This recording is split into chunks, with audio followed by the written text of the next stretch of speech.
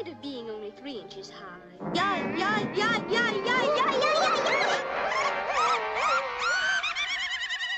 Welcome to the Quarantine Collective's ongoing reading of Logic of Sense. In each reading, we will be beginning, as much as possible, with the reading itself, followed by an unedited version of the discussion. Be ready for us to take various twists and turns, head down a few rabbit holes ourselves, and try to figure out exactly what's going on with the book. Enjoy. Between these events effects and language, or even the possibility of language, there is an essential relation. It is the characteristic of events to be expressed or expressible, uttered or utterable, in propositions which are at least possible. There are many relations inside a proposition. Which is the best suited to surface effects or events? Many authors agree in recognizing 3 distinct relations within the proposition. The first is called denotation or indication. It is the relation of the proposition to an external state of affairs, datum. The state of affairs is individuated. It includes particular bodies, mixtures of bodies, qualities, quantities, and relations. Denotation functions through the association of the words themselves with particular images which ought to represent the state of affairs. From all the images associated with the word, with a particular word in the proposition, we must choose or select those which correspond to the given whole. The denotating intuition is then expressed by the form. Is it that, or it is not that? The question of knowing whether the association of words and images is primitive or derived, necessary or arbitrary, cannot yet be formulated. What matters for the moment is that certain words in the proposition, or certain linguistic particles, function in all cases as empty forms for the selection of images, and hence for the denotation of each state of affairs. It would be wrong to treat them as universal concepts, for they are formal particulars, which function as pure designators, or, as Benveniste says, indexicals. These formal indexicals are this, that, it, here, there, yesterday, now, etc. Proper names are also indexicals or designators, but they have a special importance since they alone form properly material singularities. Logically, denotation has as its elements and its criterion the true and the false. True signifies that a denotation is effectively filled by the state of affairs, or that the indexicals are realized, or that the correct image has been selected. True in all cases signifies that the infinity of particular images associable to words is filled, without any selection being necessary. False signifies that the denotation is not filled, either as a result of a defect in the selected images, or as a result of the radical impossibility of producing an image which can be associated with words. A second relation of the proposition is often called manifestation. It concerns the relation of the proposition to the person who speaks and expresses himself. Manifestation, therefore, is presented as a statement of desires and beliefs which correspond to the proposition. Desires and beliefs are causal inferences, not association. Desire is the internal causality of an image with respect to the existence of the object or the corresponding state of affairs. Correlatively, belief is the anticipation of this object or state of affairs insofar as its existence must be produced by an external causality. We should not conclude from this that manifestation is secondary in relation to denotation. Rather, it makes denotation possible, and inferences form a systematic unity from which the associations derive. Hume had seen this clearly. In the association of cause and effect, it is inference according to the relation, which precedes the relation itself. The primacy of manifestation is confirmed by linguistic analysis, which reveals there are in the proposition manifestors, like the spatial particles I, you, tomorrow, always, elsewhere, everywhere, etc. In the same way that the proper name is a privileged indicator, I is the basic manifester. But it is not only the other manifestors which depend on the I. All indicators are related to it as well. Indication or denotation subsumes the individual states of affairs, the particular images, and the singular designators. But manifestors, beginning with the I, constitute the domain of the personal, which functions as the principle of all possible denotation. Finally, from denotation to manifestation, a displacement of logical values occurs which is represented by the cogito. No longer the rule and the false. No longer the true and the false, but veracity and illusion. In his celebrated analysis of the piece of wax, for example, Descartes is not at all looking for that which was dwelling in the wax. This problem is not even formulated in this text. Rather, he shows how the I, manifest in the cogito, grounds the judgment of denotation by which the wax is identified. We ought to reserve the term signification for a third dimension of the proposition. Here, it is a question of the relation of the word to universal or general concepts, and of the syntactic connections to the implications of the concept. From the standpoint of signification, we always consider the elements of the proposition as signifying conceptual implications capable of referring to other propositions, which serve as premises of the first. Signification is defined by this order of conceptual implication where the proposition under consideration intervenes only as an element of a demonstration. In the most general sense of the word, that is, either as premise or as conclusion. Thus, implies and therefore are essentially linguistic signifiers. Implication is the sign which defines the relation between premises and conclusion. Therefore is the sign of assertion, which defines the possibility of affirming the conclusion itself as the outcome of implications.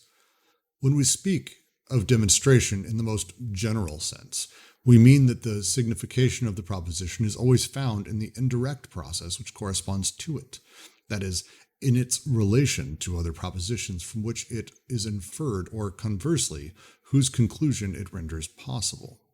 Denotation, on the other hand, refers to a direct process.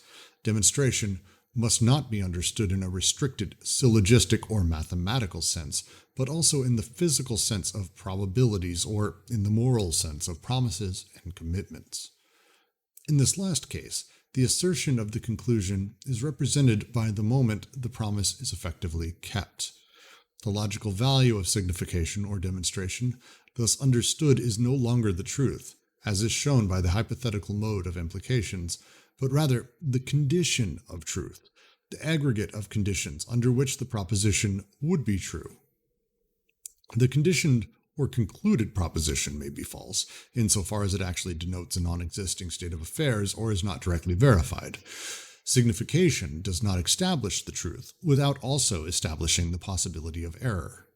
For this reason, the condition of truth is not opposed to the false, but to the absurd, that which is without signification, or that which may be neither true nor false. The question of whether signification is in turn primary in relation to manifestation and denotation requires a complex response. For if manifestation itself is primary in relation to denotation, if it is the foundation, it is so only from a very specific point of view. To borrow a classic distinction, we say that it is from the standpoint of speech, be it a speech that is silent. In the order of speech, it is the I which begins and begins absolutely. In this order, therefore, the I is primary, not only in relation to all possible denotations, which are founded upon it, but also in relation to the significations which it envelops. But precisely from this standpoint, conceptual significations are neither valid nor deployed for themselves. They are only implied, though not expressed, by the I, presenting itself as having signification which is immediately understood and identical to its own manifestation. This is why Descartes could contrast the definition of man as a rational animal with his determination as cogito, for the former demands an explicit development of the signified concepts, what is animal, what is rational, whereas the latter is supposed to be understood as it is said. This primary of manifestation, not only in relation to denotation but also in relation to signification, must be understood within the domain of speech, in which significations remain naturally implicit. It is only here that the I is primary in relation to concepts, in relation to the world and to God. But if another domain exists in which significations are valid and developed for themselves, significations would be primary in it and would provide the basis of manifestation. This domain is precisely that of language. In it, a proposition is able to appear only as a premise or a conclusion, signifying concepts before manifesting a subject, or even before denoting a state of affairs. It is from this point of view that signified concepts, such as God or the world, are always primary in relation to the self as manifested person, and to things as designated objects. More generally, Benaviste has shown that the relation between the word, or rather its own acoustic image, and the concept was alone necessary and not arbitrary. Only the relation between the word and the concept enjoys a necessity, which the other relations do not have. The latter remain arbitrary insofar as we consider them directly, and escape the arbitrary only insofar as we connect them to this primary relation. Thus, the possibility of causing particular images associated with the word to vary, of substituting one image for another in the form of this is not that, it's that, can be explained only by the constancy of the signified concept. Similarly, desires would not form an order of demands or even of duties distinct from a simple urgency of needs, and beliefs would not form an order of inferences distinct from simple opinions, if the words in which they were manifested did not refer first to concepts and conceptual implications, rendering these desires and beliefs significative. The presupposed primacy of signification over denotation, however, still raises a delicate problem. When we say therefore, when we consider a proposition as concluded, we make it the object of an assertion. We set aside the premises and affirm it for itself, independently. We relate to the state of affairs which it denotes, independently of the implications which constitute its signification. To do so, however, two conditions have to be filled. It is first necessary that the premises be posited as effectively true, which already forces us to depart from the pure order of implication in order to relate the premises to a denoted state of affairs after which we presuppose. But then, even if we suppose that the premises A and B are true, we can only conclude from this the proposition in question, let us call it Z. We can only detach it from its premises and affirm it for itself independently of the implication, by admitting that Z is, in turn, true if A and B are true.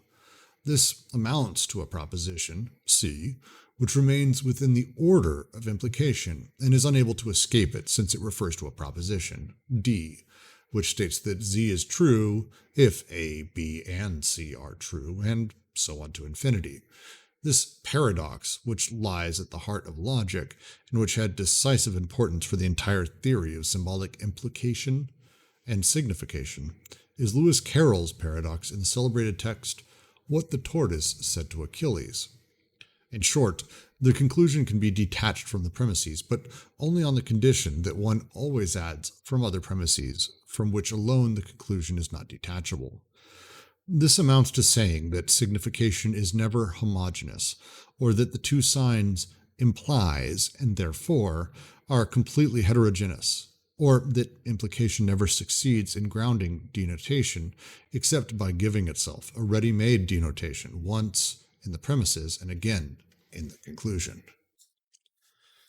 From denotation to manifestation, then to signification, but also from signification to manifestation and to denotation, we are carried along a circle, which is the circle of the proposition. Whether we ought to be content with these three dimensions of the proposition, or whether we should add a fourth, which would be sense, is an economic or strategic question. It is not that we must construct an a posteriori model of corresponding to the previous dimensions, but rather the model itself must have the aptitude to form a priori from within, were it forced to introduce a supplementary dimension which, because of its evanescence, could not have been recognized in an experience from outside. It is thus a question of de jure, not simply a question of fact.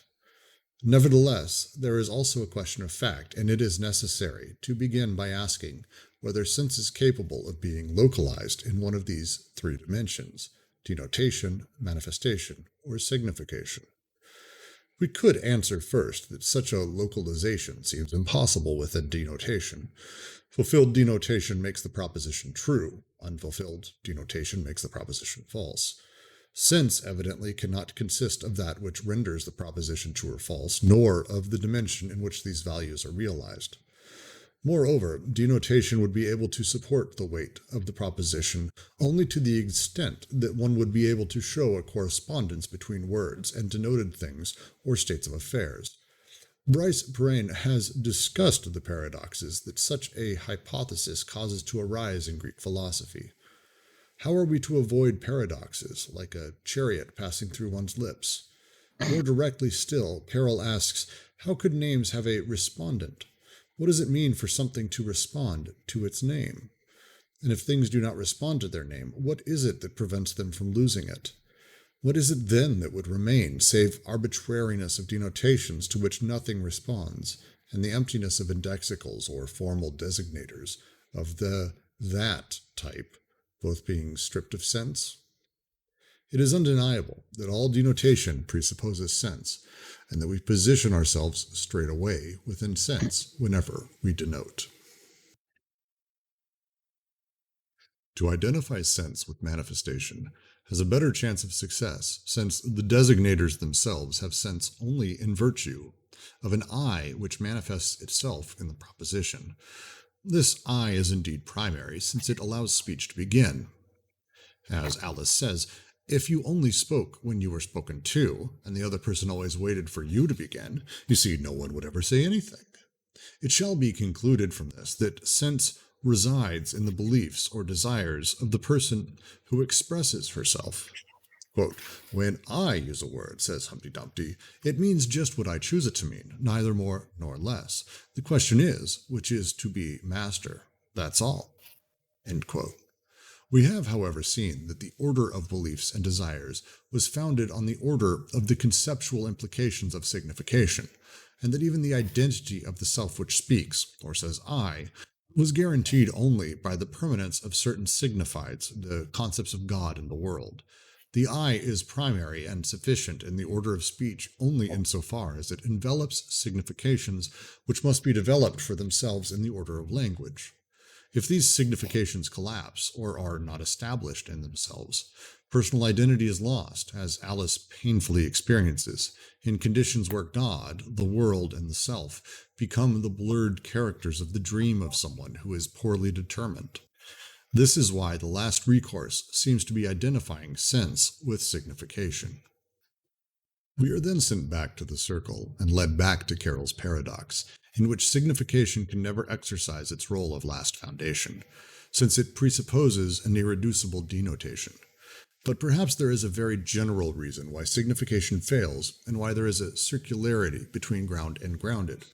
When we define signification as the condition of truth, we give it a characteristic which it shares with sense, and which is already a characteristic of sense. But how does signification assume this characteristic? How does it make use of it?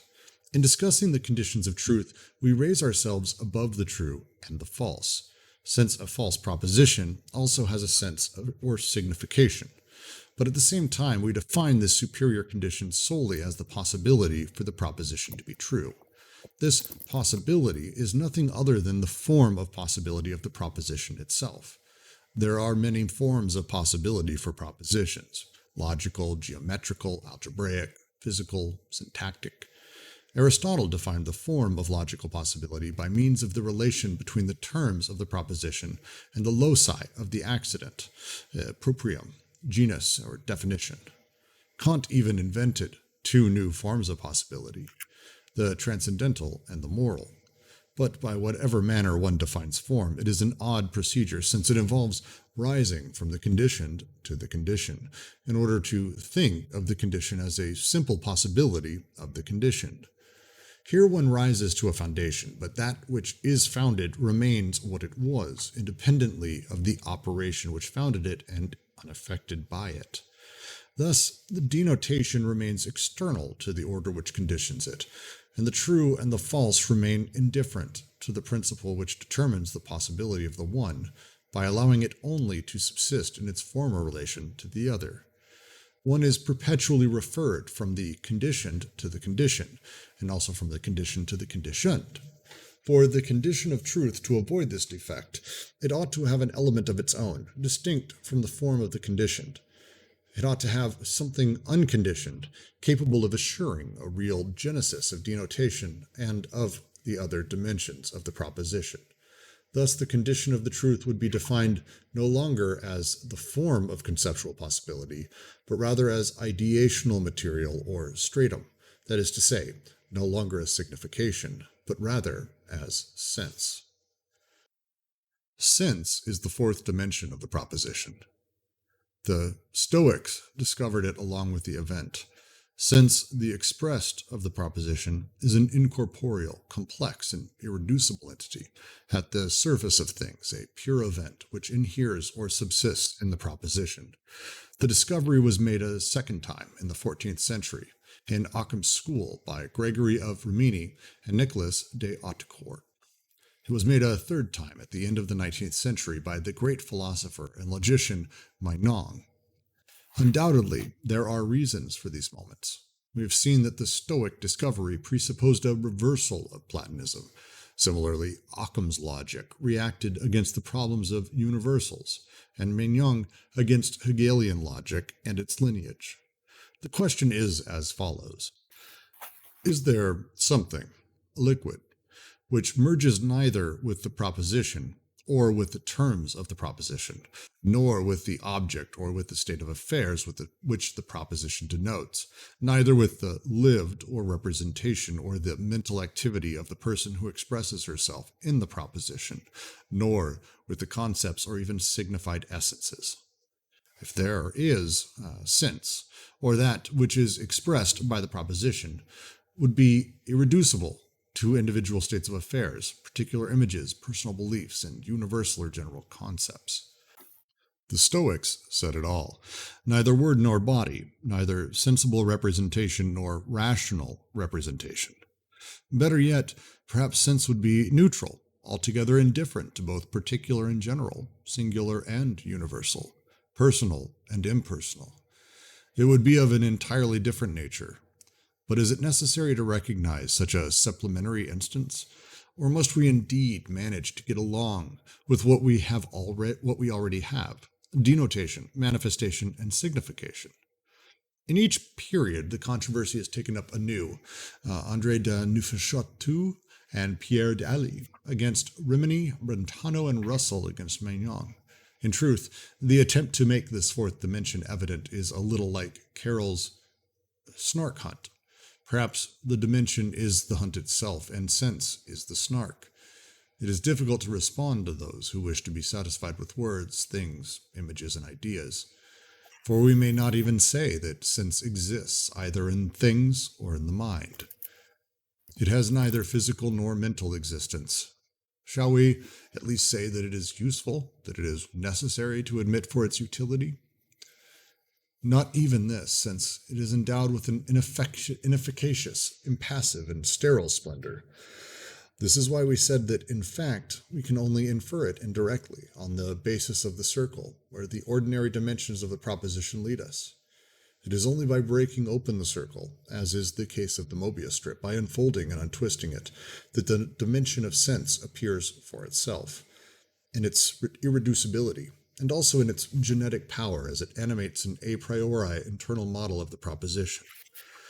The logic of sense is inspired in its entirety by empiricism. Only empiricism knows how to transcend the experiential dimensions of the visible without falling into ideas, and how to track down, invoke, and perhaps produce a phantom at the limit of a lengthened or unfolded experience. Searle calls expression this ultimate dimension, and he distinguishes it from denotation, manifestation, and demonstration. Sense is that which is expressed. Searle, no less than Mignon, rediscovered the living sources of the Stoic inspiration. For example, when Searle reflects on the perceptual noema or the sense of perception, he at once distinguishes it from the physical object, from the psychological or lived, from mental representations, and from logical concepts. He presents it as an impassive and incorporeal entity without physical or mental existence, neither acting nor being acting upon, a pure result or pure appearance. The real tree, the denotatum, can burn, be the subject and object of actions, and enter into mixtures. This is not the case, however, for the noema tree. There are many noemata, or senses, for the same denotatum. Evening star and morning star are two noemata, that is, two ways in which the same denotatum may be presented in expressions.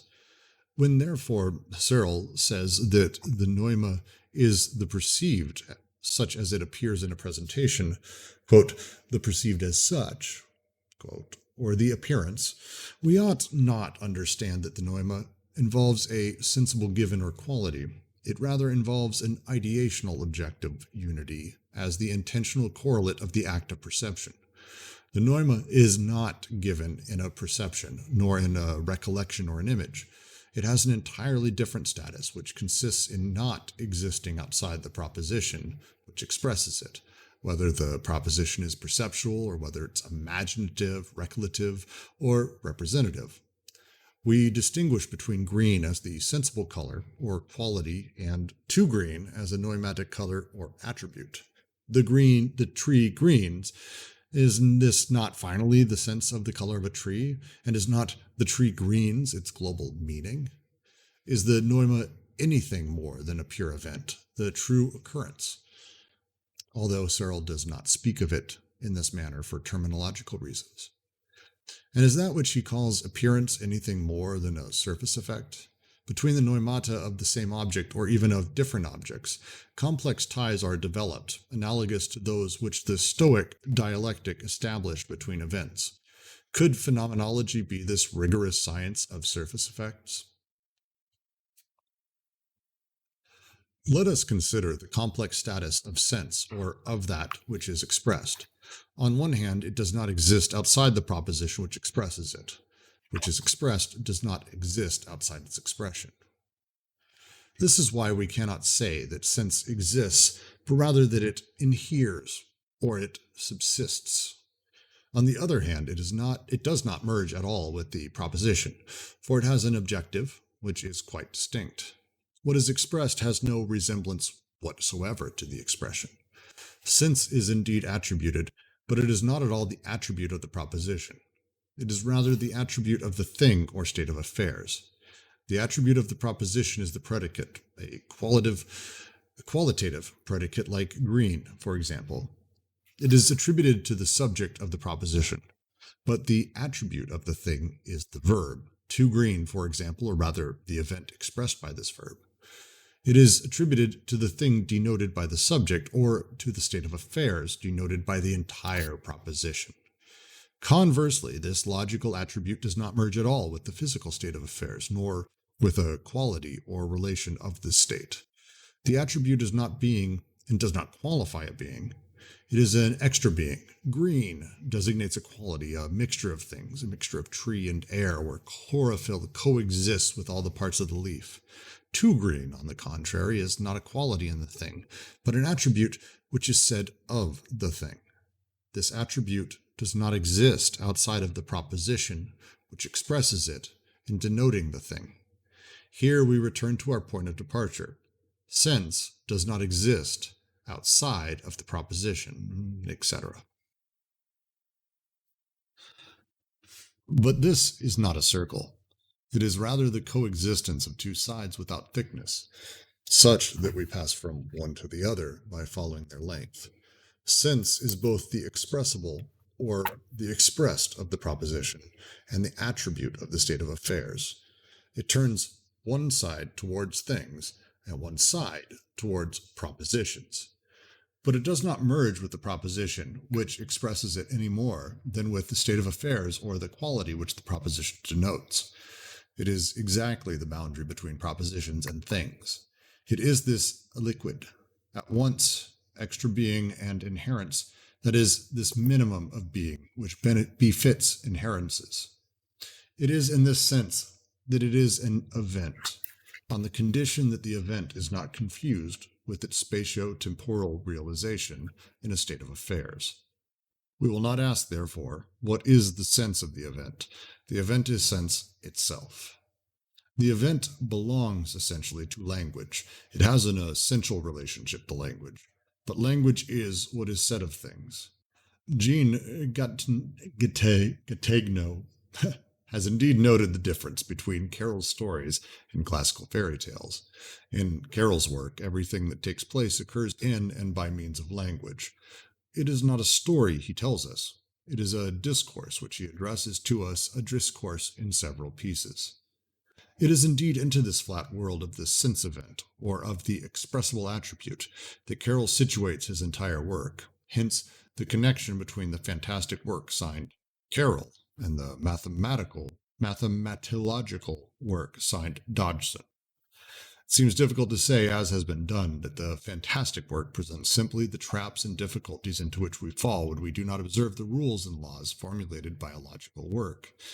Not only because of the many traps subsist in the logical work itself, but also because the distribution seems to be of an entirely different sort.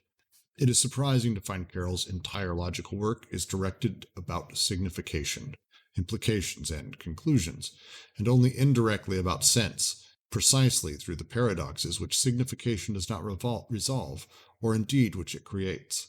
On the contrary, the fantastic work is immediately concerned with sense, and attaches the power of paradox directly to it. This corresponds well to two states of sense, de facto and de jure, a posteriori and a priori. One by which the circle of the proposition is indirectly inferred, the other by which it is made to appear for itself by unfolding the circle along the length of the border between propositions and things. So, logic of sense. Today is the third series of the proposition.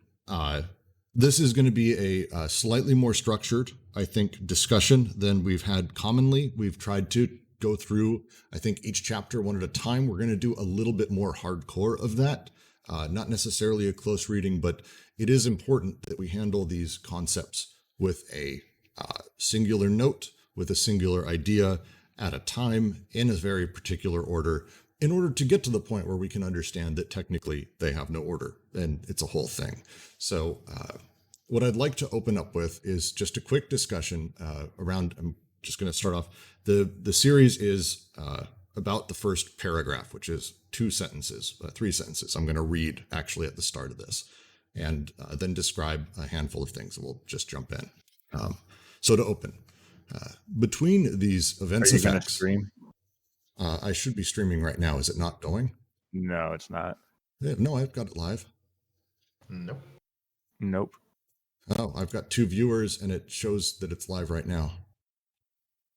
Okay, let me check it. I mean, the YouTube stream? Yeah, it's I've got 2 viewers. Is there a stream? I'll ask our 2 viewers. We've got 3 viewers. Look at us. Gotta hope it's working. Otherwise, YouTube's lying to me. And do you mean the test stream on Discord or the YouTube stream on YouTube? Yeah, no, I meant like on Discord. Oh, no, I'm not doing that. Oh, okay. We're not going to do a close reading. So I'm only reading the first 3 sentences. My bad. And then, my bad. No, it's okay. My bad. I'm happy to, I will repost this. That makes more sense. I was like, God, I was starting to panic because YouTube was like, you're streaming right now. I will post, I'm going to toss up, we are reading series 3, and I have a very particular, I've made a specific PDF of specifically only the section we're dealing with, and you can take a look at it right there. But I'm not doing a close reading, just the first paragraph, which is 3 sentences, technically not even a paragraph. Between these events effects and language, or even the possibility of language, there is an essential relation. It is the characteristic of events to be expressed or expressible, uttered or utterable in propositions which are at least possible. There are many relations inside a proposition. Which is the best suited to surface effects or events? That, in summary, is what this section is. Breaking down the idea of a proposition. When I say something is becoming something as a concept, Alice is becoming bigger. Inside of that proposition, there are a handful of things that are sort of playing around in each other, and our understanding of this comes from how those three things are in relation.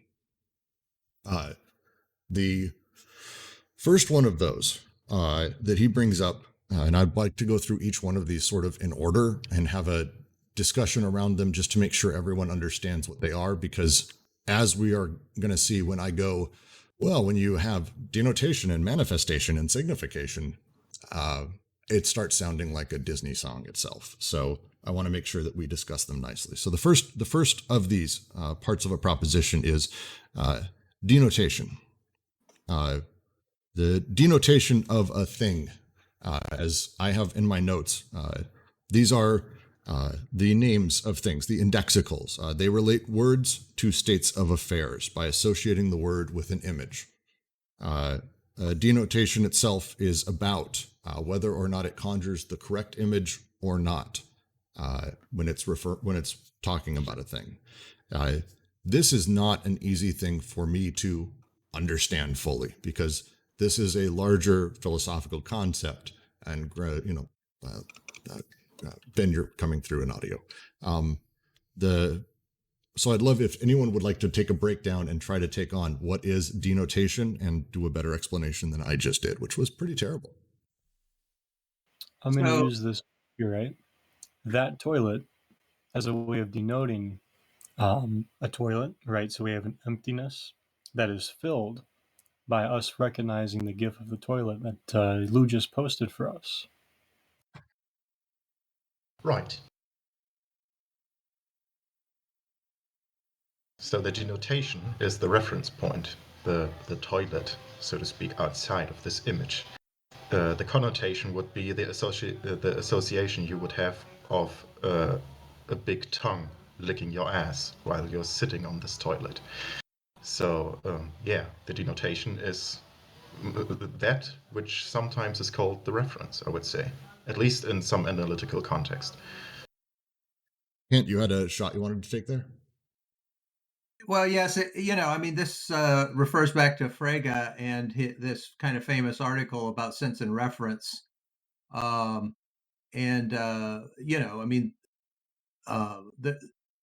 There's a lot of names for it, like indexicals, reference, denotation, but it's all about the object that's being pointed to in the sentence.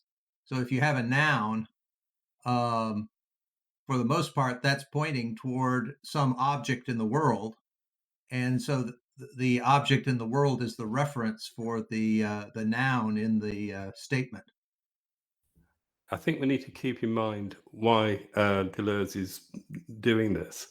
So in the first paragraph, so he talks about events, effects. So if you remember, events relate to bodies, effects are the things that the bodies give off, and the two separate things. So here in denotation, it relates to bodies, to an external state. The state of affairs is basically the bodies in their association.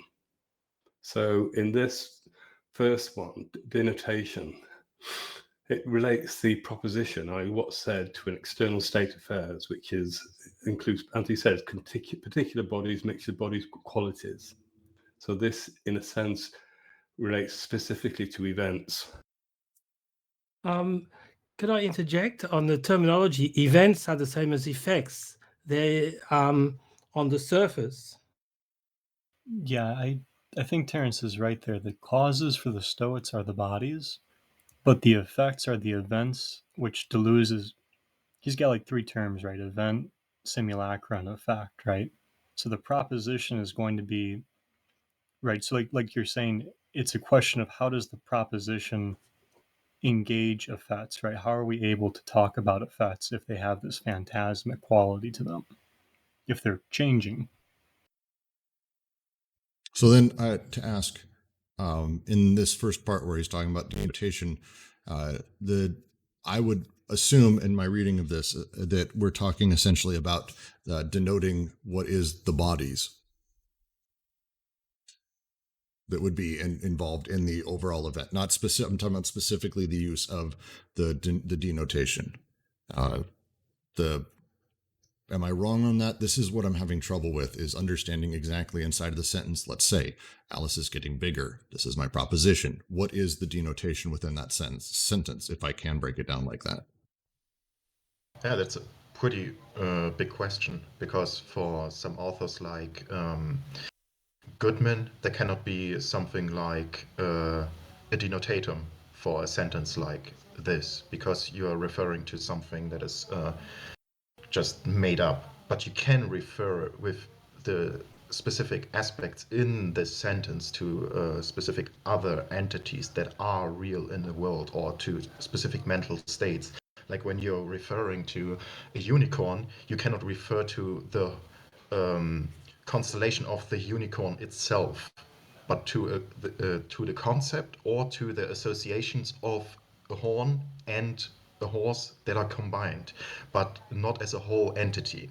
So I'm not quite sure how Deleuze wants to deal with this, but for me the focus is in the first paragraph on the aspect of expression, that we don't merely have a sentence that is just mirroring an outside world, but it needs to be expressed, and it needs to be some sort of event that is at the same time, what is the term for Wirkung here, Lou? I just read the German. Affect, maybe. Oh, okay.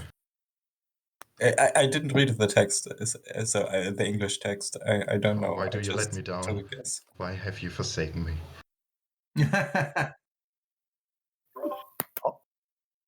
Remember that he says proper names are also indexicals here. So Yeah. in that, I think in the example that you gave, the point is, and I think Triad said this in the chat, there's an aspect of pointing, of indicating this thing, this state of affairs. So although there is the case that Triad is explaining with, that Frege talks about in his essay as well, what if you're talking about a fictional thing? Just in a basic principle, a name has a similar function to the list he gives of this, that, yesterday, now, and we'll get to it. But there's an interesting reason why yesterday is different from tomorrow. I think that'll come up in manifestation. Yeah. So my understanding is it's very much because the way denotation works, as he discusses it, is that it's specifically about whether something calls the correct image. So it's true or false. There's a very either or sort of nature to it. It's false signifies the denotation is not filled. True signifies the denotation is effectively filled. True in all cases signifies the infinity of a particular image. So it's a very particular thing dealing with what I might call concretes, or very, very hyperspecificity of a thing. Is how I read it. I think there's a possible confusion, because Deleuze is using denotation to mean referring to particular bodies and referring to states of affairs which are particular combinations of bodies that normally in modern philosophical linguistics one would keep apart, but he's grouping them both under denotation. So if Alice, I were to say Brooks has 10 apples inside of that, sort of, you're saying he's grouping together sort of not just each one of those things, but also, like, because there's Brooks and there's apples and having, and sort of that thing overall, the denotation of the entire event as well. Not event, the particular combination. Brooks, bad wording. Yes, the combination of Brooks having apples as a unit. Yes, he seems to be combining both ideas under the notion of denotation. Right. So in this sentence, it would be that you state with the whole sentence some sort of state of affairs, like in Wittgenstein in his Tractatus, that yes, that it's a mirror of all state of affairs in the world. And the different terms you're using have also concrete denotation, like you're referring to yourself in a indexical way in this sense. I'm not sure if you can say state of affairs as a universal statement. I think it refers to things as we come across them. I think the way I'm reading state of affairs, it's as Terence says, it's a common phrase in phenomenology, particularly this way Husserl carries out his analysis. And what I see it referring to is things we come across in the world that are in front of us, basically. So it doesn't go beyond that, I would say. Mm-hmm. So I don't think it's phenomenological here. If we look at this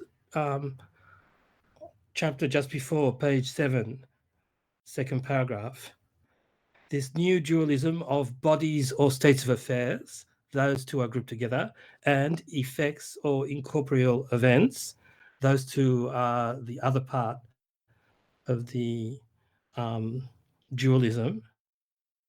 He's really talking about states of affairs in a non-phenomenological sense. I just think it's a technical term, really. I mean, it just means bodies, a group of things, a group of bodies. I think that's all it means. And so a state of affairs, he says a state of affairs is a group of things we come across. So if, say, you're in a room, you walk into a room, it's all the things that are around you. You don't take them individually. You just take them in as a state of affairs. But then he goes on to say it's individuated. So it's kind of I subtract the divided you into come across. individual bodies. It's not what you come across. It's states of affairs in the world, whether you come across them or not. Well, in language, right?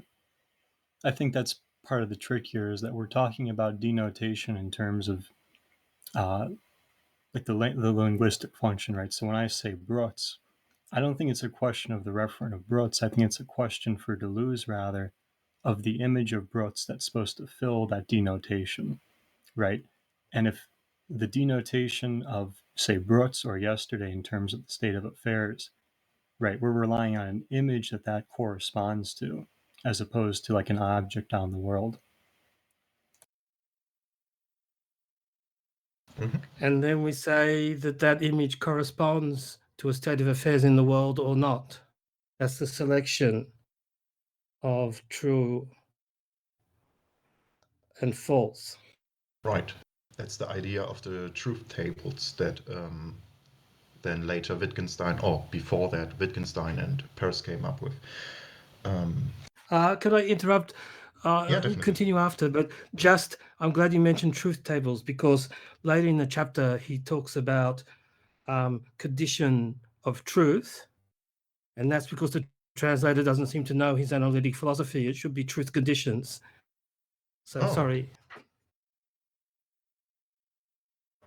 Try it. Continue if you can. No, I just wanted to mention it. I hope I don't repeat something here because I just was a bit... Verdammt, I can't speak English today. I was abgelenkt for 5 seconds. So yeah, I just wanted to mention that I guess the focus here is still that he then wants to get away from this very naive understanding of denotation, and with expression, or that every sentence needs to be uttered, and that's something that even Derrida and other philosophers of language point out, that our speech is not merely something that is mirroring the world or some state of affairs, even though if they are objectively truth in some sort of sense, or if these are just state of affairs that we are occurring in our subjective being in the world, so to speak. But we need this understanding that even speech has this idea or this condition of something as an event, as something that is active and dynamic and that needs to be uttered, and that is dynamic in this sense that it is not just something static that is representing an outside, but is transforming itself and the other thing with this constant appearing of an event that is uttered. So to, again, trying to simplify, to say another way, the sentence I might say, the things that it's literally talking about, not discussing sort of the idea of or implications of or anything, the literal things that are being talked about, the words, the images that are being conjured through the words that I'm using, and, at some level, their relations. The denotation that's the entire package, what he's referring to here, the literal images that are being conjured, and whether they are true or false. That's the implication there, because it's literal denotation. That's the thing that matters. Is it calling the correct images, or is it calling the incorrect images?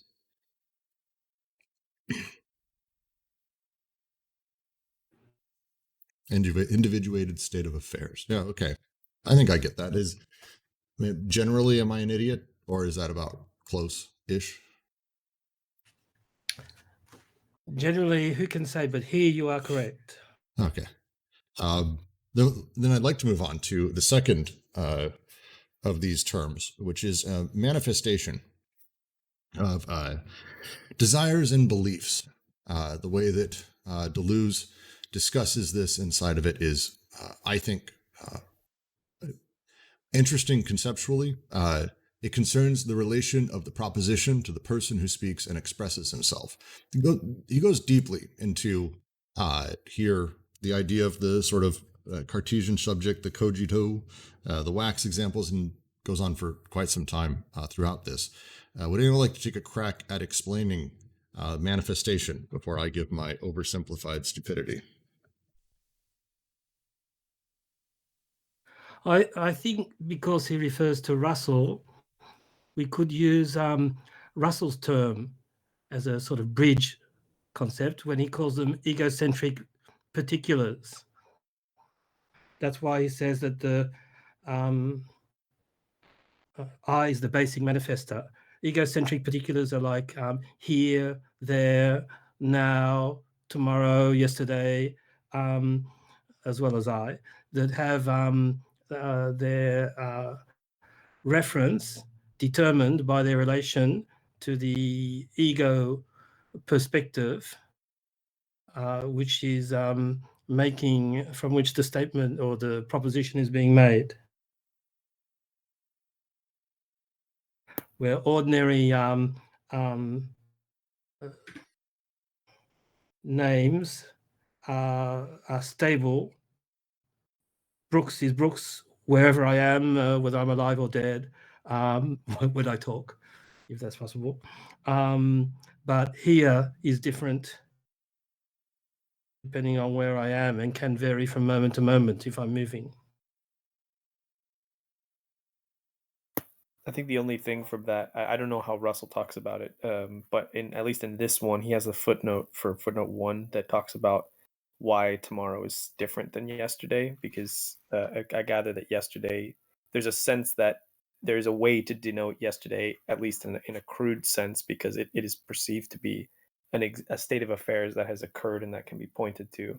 Whereas anything, I guess the way I'm reading this is that manifestation, there's two aspects to it. One is kind of almost subjunctive because it has to do with desire and belief. So the reason something like tomorrow is different is because inherently it's to say something about something like tomorrow is there's a kind of belief in what could or is possible to happen through that, and it's implicitly a statement also of desire. But then he kind of makes it even deeper with the Descartes stuff, where to me, again, and he's going to mess this up a bit later in the chapter by collapsing it with signification, but it seems to me like he's saying that it's not only that desiring aspect or the subjunctive aspect, but it's also this thing of the I being the thing. I think he says it's the basic manifester that all other manifestors depend on. So it's like the cogito and the famous like Cartesian statement that especially in speech, and I think he'll distinguish speech and language, but especially in speech, it is the locus and the place from which all like statement and elocution and thought is kind of possible in the first place, or at least that's how it would seem initially at this stage. So but I do think that distinction between the yesterday and now versus tomorrow is important.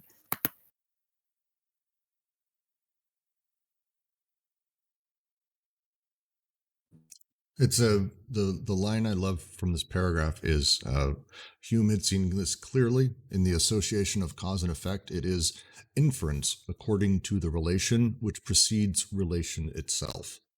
The sort of fact of manifestors is, as he describes them, is they are they're the parts of these propositions that naturally sort of assume or insist upon a relation that they actually precede in and of themselves. So it's which is itself confusing and paradoxical, and I'm sure that's a whole hilarious joke in some way.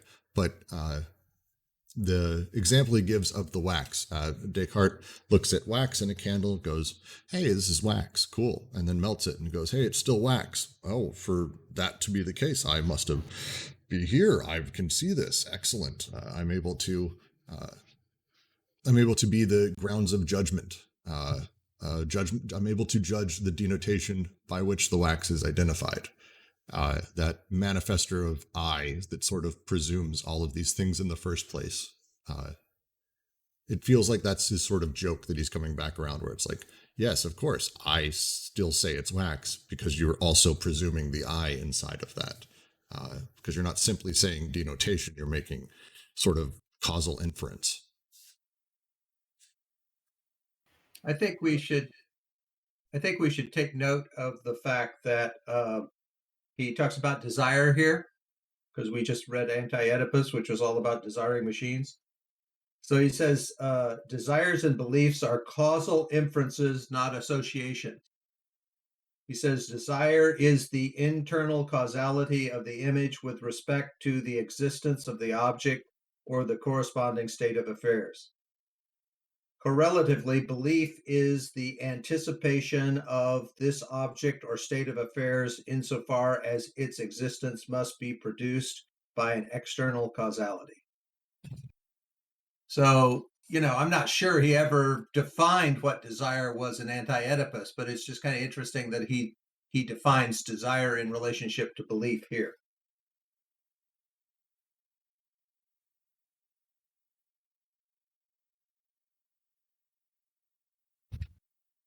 And manifestation would be then essentially we're talking about the thing and its relation to the point of view.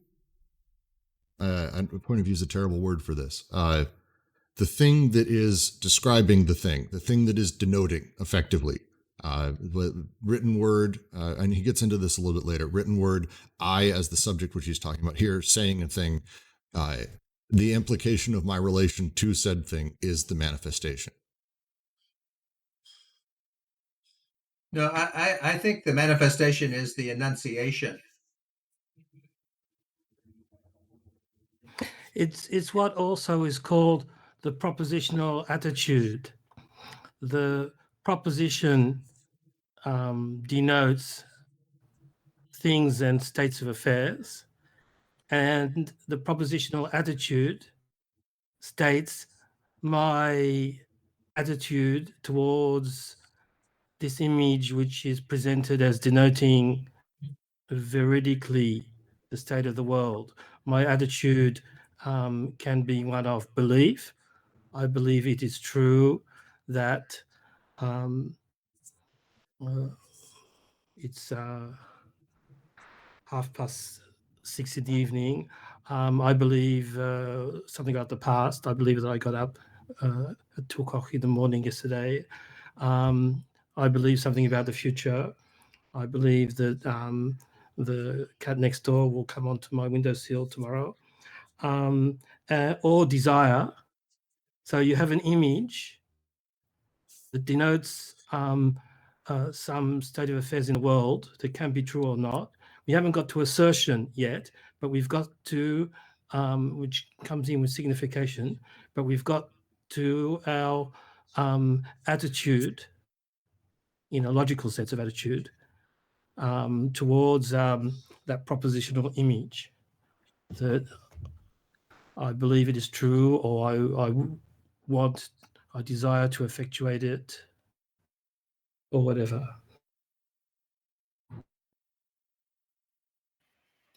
Yeah, I think you're really onto it, because I think this is kind of I mean, this kind of sounds to me like kind of a Kantian point where the I think kind of precedes thought in a sense. That is to say, like, it gives a certain unity to the proposition, particularly.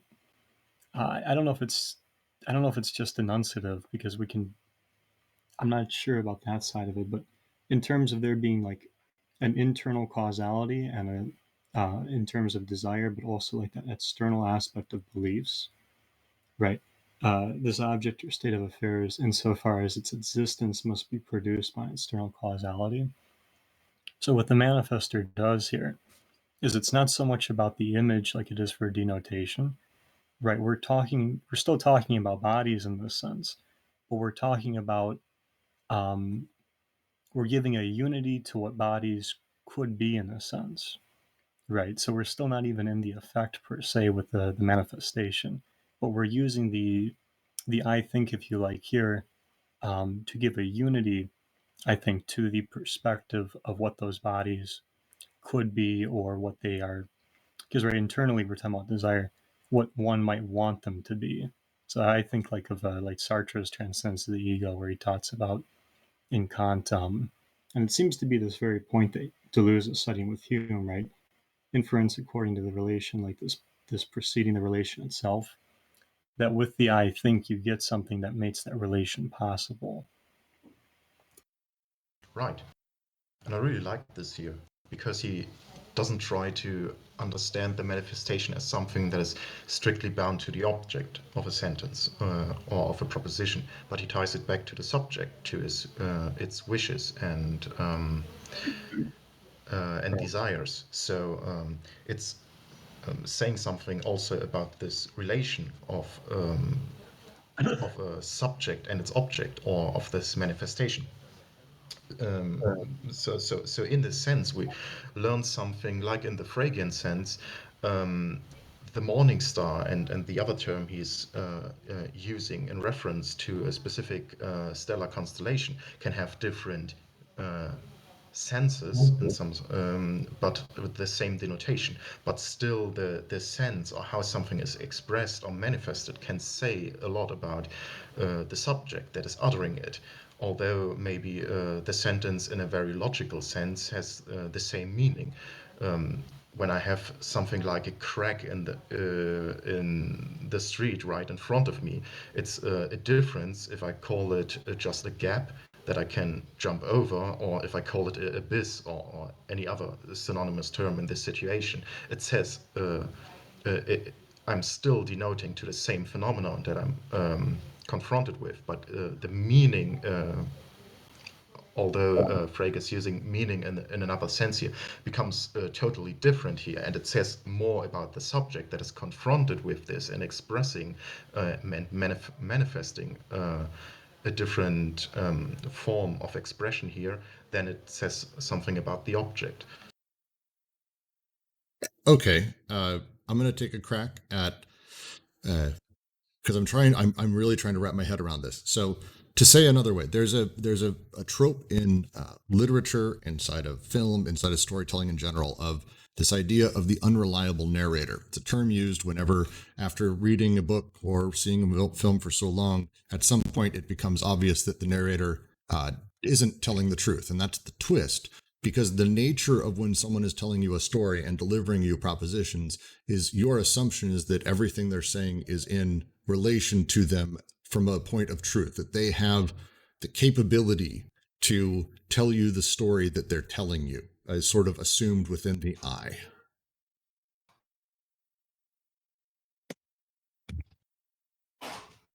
It seems like what's being said here is that the very possibility of denotation is dependent on the I, because at the end of that paragraph he says the I grounds the judgment of denotation. So I would say it's a kind of, because I think what he's doing in these three dimensions of the proposition, he's looking at how they're linked together, because basically he says they're a circle, so they're not like, so they have a circular relationship. So I think in this sense, he's saying that the I and its desires, whatever, ground the denotation. So in a sense, it makes it possible. So without the I grounding it, no denotation would be possible. It's kind of a two-step suite, right? So like the cogito here gives that unity, and like you were saying, kind of makes denotation possible, which is to Brooke's point. I like where you're going with it. The only thing with the unreliable narrator is this is where we need that kind of two-step movement to say that, right? In terms of manifestation, I don't see Deleuze looking at whether it's reliable or unreliable. Right there in the field of manifestation, we're looking at the desire and the belief for that perspective, right? That the cogito is going to ground for the proposition. And then we can move to denotation to look at whether or not those particulars match the images, right? So it's kind of a two-step thing where to make a case for like an unreliable narrator there would move it kind of directly more so into denotation there in terms of the image. But otherwise, I think that kind of works because you're getting at it, right? Is like there's an I think making this possible. Well, and it's specifically, he ends the last sentence. It's Descartes shows how the I, manifest in the cogito, grounds the judgment of denotation by which the wax is identified. So it's, again, the nature of sort of that assumed reliable narrator that is part of it. It's, and again, it in here, and it's one of the things that I found interesting, specifically with manifestation, is on signification, which we're about to get to, and denotation, there is a true-false quality to it, or a believability that is judged sort of outright. Whereas this, his implication, and I don't think he gets into this in even the rest of the book. The assumption with manifestors is that there's no judgment on whether or not it's believable, matches to reality, or anything. That's not how he talks about it. Whereas he's very clear with signification and denotation that there is a aspect of sense where we do judge whether something is real or absurd or true or false. But I don't think there's any point where we judge inside of sense whether or not something is actually a manifestor or not, or accurate or not, or really a desire or not. It doesn't imply that in what I was reading here. Yeah, I think he uses, he contrasts, he says, between, it goes from true and false, a true and false judgment of denotation to one of veracity and illusion.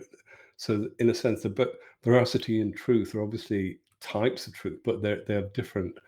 They're different in their kind of object, shall we say, and illusion. So so we have to think what's the difference between veracity as opposed to truth. So, as you say, denotation would tend to be truthful, whereas a manifestation, the grounding of this is in terms of truth, of a veracity or illusion. And to me, when you're saying that, because I agree with you, I think that's the interesting word here is illusion or veracity. And to me, the difference there is not one of the same kind of recognizable, understandable, true, false, but instead whether or not effectively a statement that has veracity, a statement that is an illusion, both have the appearance of truth. It's the matter of what they're subsuming or hiding underneath them or connecting to that becomes the thing. And so it's not necessarily in the manifestor you're able to get that. It's either the manifestor is illusion or truth, but you can go to the denotation or the signification in order to get sort of that secondary, again, imminent reaction sort of that is happening to these statements. Is how I gathered it. So like, yeah, sorry, go ahead. I was just going to say, I think you're mostly correct. I think the only thing to note is that I think I see kind of where you're going with the reliability thing. And I think that is sort of presaging the discussion we were kind of having last night a bit in the prep of, and at this stage, I think you're correct. There is no way that it interacts with that kind of idea of a true false. But what we'll see in the next stage when he talks about signification and then how that is linked with manifestation, that there is this thing of what happens when the manifestor isn't intelligible anymore, and like what happens in Alice, like the loss of the proper name, everything gets kind of mixed in and it becomes difficult to identify. who No, is you're- doing you're- the manifesting. You're And hitting so- onto what I'm trying to do is talk about the thing unconnected, because we're about to dive into how all of them Yeah, connect, yeah. and it gets because it's, to me, the thing that helped me really get through this is to break down these three things. And I don't even know if it's possible inside of your brain, but it felt like it was. I had a sense of things, ha ha ha ha, but like the breaking them down separately, and then at that point when we start talking about sort of how they connect, it helped me to understand, because as we did last night, to connect them and go, oh, here is how these work and how sort of sense flows. So before we get to that, though, any other comments on manifestation and desires, beliefs, illusion, veracity, anything we've talked about? Because we're about to move on to signification. Yeah, I just like to, I was trying to think about. I just want to say something about the unreliable narrator. Sorry, who was talking? Sorry, go on, Terry. On the unreliable narrator, it's logically complex. There are two sorts. A good example is in, if anyone has read The Book of the New Sun by Gene Wolfe. Severian is an unreliable narrator from the beginning, but in two different ways. In one way, he's just very naive, and he's trying to tell the truth, but he gets everything wrong. So that's just... But to me, the best example of the unreliable narrator is Lolita. Hands down, like my favorite example of it. It's brilliantly done. Well, the second sense of unreliable narrator is it's insincere. He's not even trying to tell the truth. He's trying to manipulate you by means of significations to create an illusory belief in you. So right. One unreliable narrator just gets everything wrong. The other is Machiavellic and tries to get you to get things wrong. It's Kevin Spacey in The Usual Suspects, or Kevin Spacey in everything he's in, and his real life, I suppose. In his real life too, yes. Yeah, I was just going to say about veracity and illusion. I think one way you could think about the difference between truth and false, and veracity and illusion. Truth and false are opposites; they exclude each other. Veracity and illusion can be the same thing. One can be truly what it is, and the illusion can appear like the truthful thing, but not be what it is. And that's the veracity and illusion is the kind of the conditions of the simulacrum, which we've already spoken about.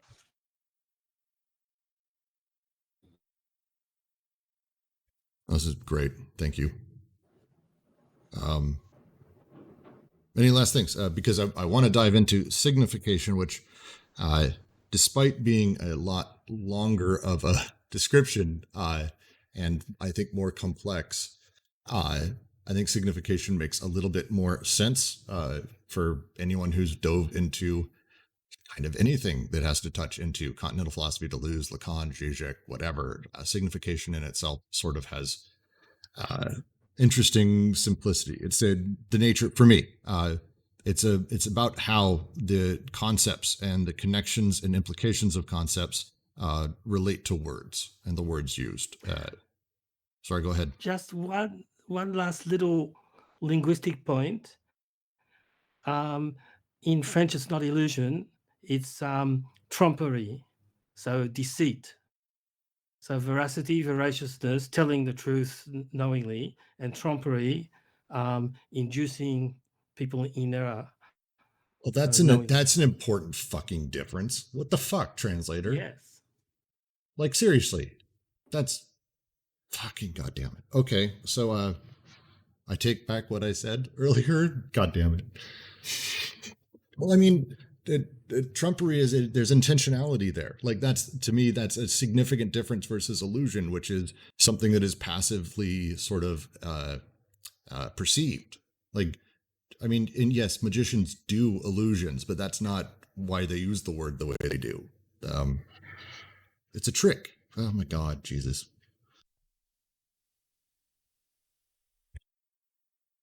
That's going to make this. That helps then. So to restate then, if that's the case, manifestation of desires and beliefs, the version of true or false here is not a matter of the statement being necessarily true or false, but it's a matter of who is saying it and the ability to have, when they state it, your ability to believe them or to disbelieve. Are they lying to you or not? I think it still implies that when I, as someone who's reading the statement and perceiving it, is assuming that the narrator is telling the truth. I think that the judge there is me judging the narrator rather than the statement, if that makes sense.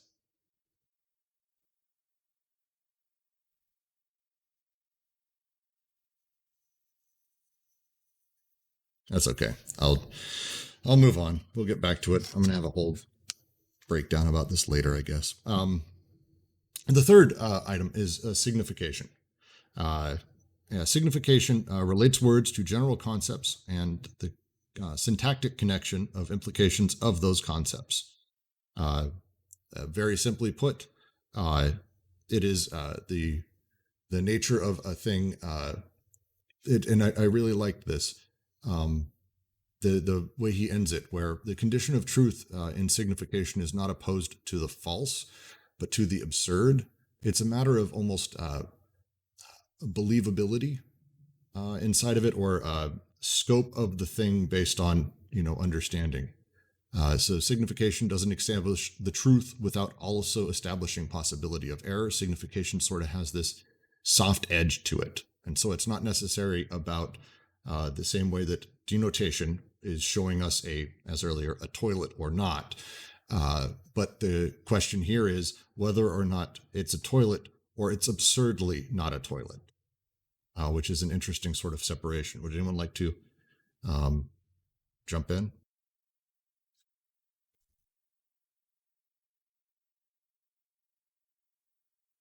See, but this is kind of what I was trying to get at previously when I was saying that, because the way you described it almost sounds like manifestation and signification are quite the same.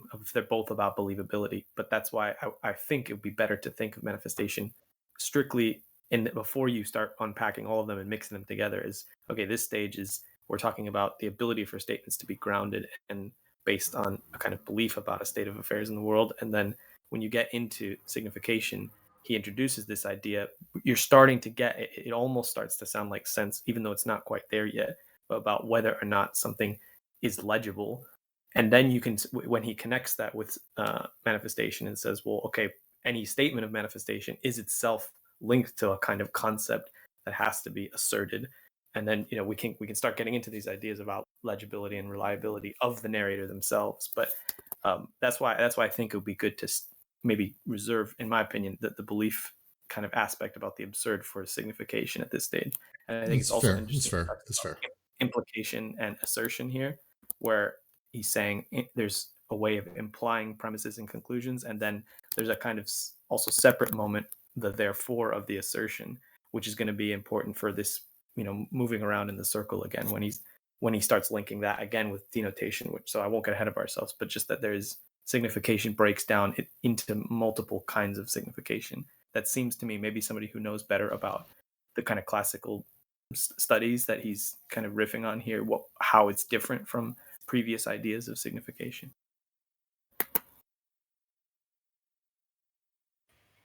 Well, it might not be as different as we think. Like, I was actually rather surprised that he's using signification in this sense, because I'm so used to talking about signs and signified and signifiers.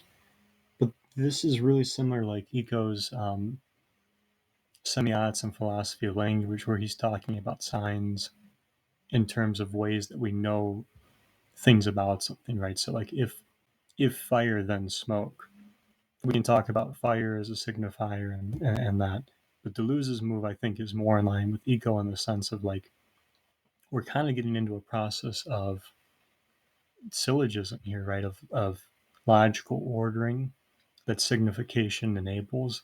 And therefore we're starting to get into how you create a proposition, but also kind of create like something of a syllogism or things that can follow. So you have the linking of proposition with conclusion, right? So I think if I see fire, then I will see smoke, right? Now I have a conclusion that I can link here. So it's taking us into right? If we go back to that first part, I think the big thing you're pointing out, Alyos, is that we're talking about three distinct relations within the proposition, right? So it's not that they're all the same. We're talking about three different ways relationships are created in a proposition. And so with signification, the interesting themes here seems to be that we're getting a larger way of creating relationships with propositions and conclusions, right?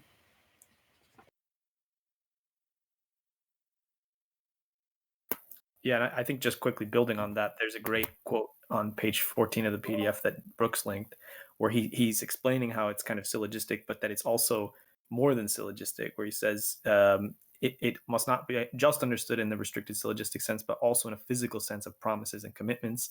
In this last case, the assertion of the conclusion is represented by the moment the promise is effectively kept.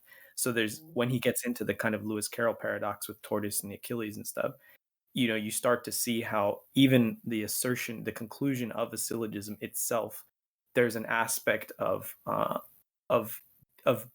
needing to believe that a whole series of states of affairs are true and believable in order for that syllogism or for that conclusion to hold, and that the assertion that it is this case might not actually be something that's logically provable, but is something that is, again, about, it's a sort of commitment or a promise that this is how things will be carried out. Because if you actually walked it out, like in Lewis Carroll's paradox, you just never end. The syllogism never ends. You keep adding more and more propositions, A, B, C, D, E, F, all the way through and starting over again. So there's this kind of intentional aspect to signification that is an interesting move, I think.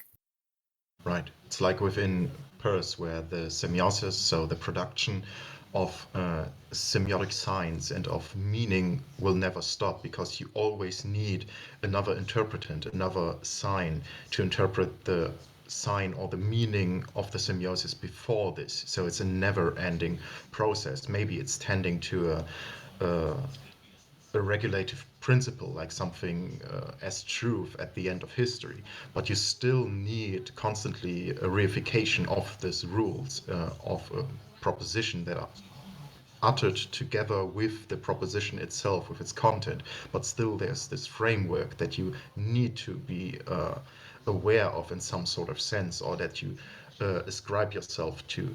You need to ascribe to the criteria of truthhood and falsehood in a certain referential framework to understand a proposition.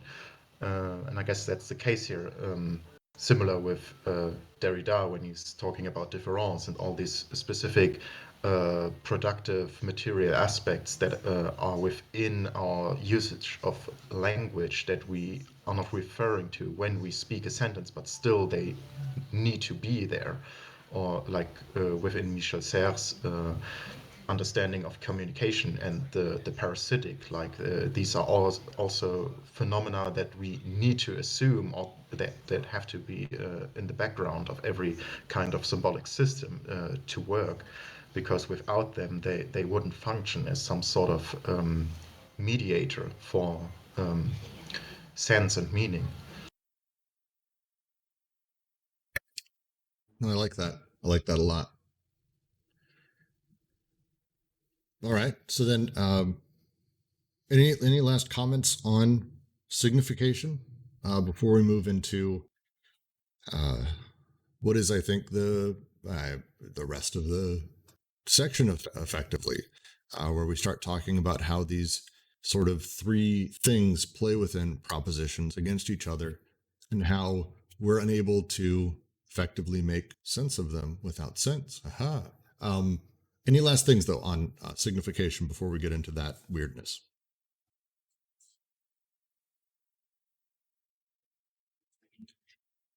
All right, then I'm going to assume that's not the case. Immediately following these three paragraphs, Deleuze starts getting into the question of which one of these is primary in our understanding of any particular proposition. Is it signification that is primary to manifestation and denotation? Is it manifestation that is primary to denotation and signification? Is it denotation that is primary to manifestation and signification? And he has a handful of really great sort of arguments that very short version, and then I'll open it up. The very short version that he's saying between all of these is that there are a handful of problems. First is that manifestation conditions denotation as primacy in speech, for example, or what's the first one? Signification in turn primary. For manifestation itself as primary in relation to denotation, if it is to be the foundation, it is so only from a specific point of view. Again, to go back to the concept of who's saying a thing and how they're saying a thing. To make manifestation primary is sort of the assumption, the underlying thing, as he says, the possibility of causing particular images associated with the word to vary and substituting one image for another. It's not this, it's that, can be explained only by the constancy of the signified concept. So the short version between all three is that you can't ever actually place one as where meaning is more derived or our understanding of a proposition. We have a handful of examples. Would anyone like to dive into any of these, or should we just, like, this is what I'm trying to figure out how to handle the rest of the section. Is this worth spending time on, or should we just spend little time and then move on to really the ultimate point here, which is to me that there is a fourth element to propositions, which I don't want to get ahead too much, but so that's the question. How do you guys want to handle this?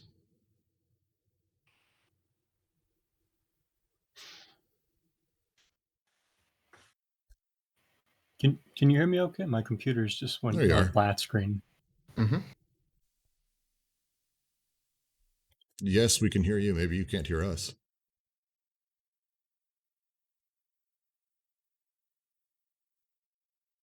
Out is that the three have a circular relationship where you can't really establish a primacy, which is important because I think his point, the one big remark I want to make is with these three relationships in the proposition, it still seems to me like we're talking about a kind of we're still kind of talking about bodies here or causes. We haven't gotten into like effect and expression yet, right? Which is where sense is going to take us. I mean, I don't know if you're including this in the next section, Brooks, but before he gets to saying that sense is the next thing, this is where he talks about the way that signification relies on denotation and the other modes, even though it seems like it's a separate procedure. And I think that whole discussion on the PDF you have on page 16, where he's talking about what happens when we say therefore and we consider a proposition concluded, there he kind of goes in here about what does it actually mean to consider a proposition concluded. I think we had a really interesting conversation last night about the game of chess in that regard that Cold Circle actually brought up. That was interesting. But I think the long and short of it is that you could kind of think of it in a similar way of like someone trying to teach you the rules of chess and you being like, okay, this is this 5-page booklet and that's all the rules. But in terms of what he said earlier in the previous paragraph, this idea of like the promise being kept, when you can't really make statement, logically speaking or philosophically speaking, you can't actually make statements of certainty about tomorrow or about things that will happen. The best you can do is kind of beliefs about what may happen or what should happen. So we're already back in the subjunctive. And so there's an interesting problem of like, wouldn't the real chess rule book be, just millions and millions and millions of pages that never ended of just diagrams of every conceivable permutation of a chessboard? And I think what's interesting in that paragraph is just this statement of when you are making the therefore in an assertion is still, it's its own kind of proposition that posits another state of affairs, which is why the paradox continues forever. And then just in that previous paragraph on page 15, he brings in again this thing of relation to the world and God, which I think someone had previously mentioned is related to Kant. I'm not sure. But it seems to me that that's how manifestation kind of collapses on signification and back and forth, because the concept of what that I is needs to be grounded or guaranteed by something.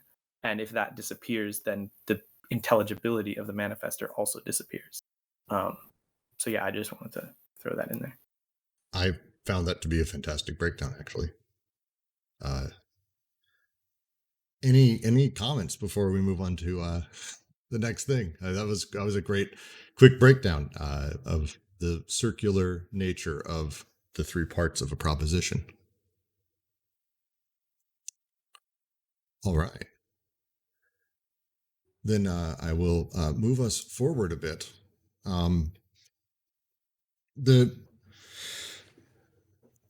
The nature of the rest of this series is about, now that we've combined these three, denotation, manifestation, and signification, how they relate to each other, and we've discussed now how they effectively become circular in their primacy, that one insists on the other two as much as the others insist on it, and vice versa, sort of back and forth.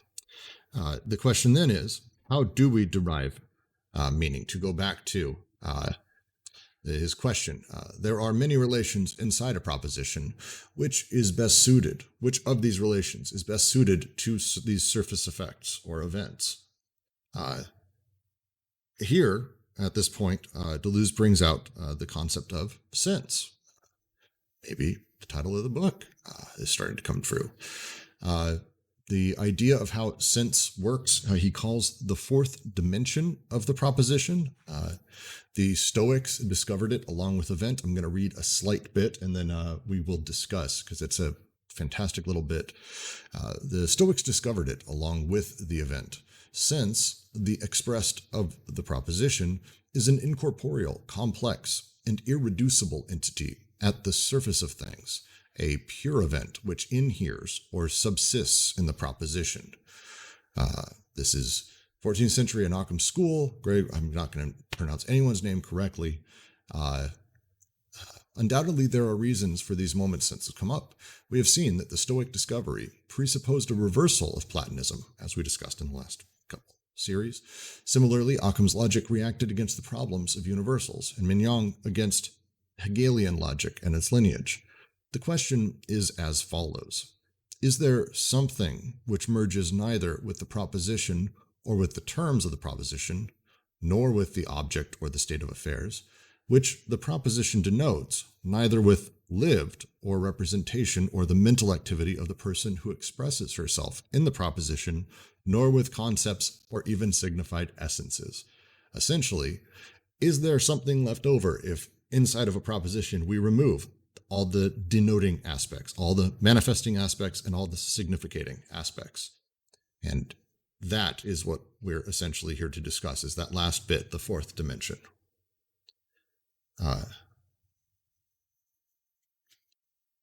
It's actually a fair point. Actually, I'll ask, as we get into this and have this discussion, the usage of propositions inside of speech and language are things that he is very careful to separate in his discussion here. Would someone who has a better background in such things be open to talking about why? Because we had a discussion like this last night. I think we have some theories, but I'd love if anyone has a better grasp of that. Doesn't this go back to the contrast of langue and parole in Saussure? I think so, yes. So that we have a specific logic or sense in the abstract system of a language, and then the specific event of the uttered language as it is used in a lively manner. I mean, when we're talking about these two terms specifically, there's a much longer history going way back to the Greeks, right? Or at least Heidegger takes it back to the Greeks, because they have their term for speech, logos, which is actually where the term logic comes from as well, because when they did logos, discussions, speech, that was how they derived truths through things like the Socratic method. So for them, they were very interrelated. And I think that's partly why Deleuze is so interested in this language stuff, because it's so related to logos or logic. And Heidegger kind of points out in Being and Time that the Greeks don't have a word for language. To them, language was not a tool. It wasn't really treated as a tool. It was just sort of taken as a discursive practice. And so when we use the term language, there's more of an inclination towards a tool of expression and less as a discursive practice.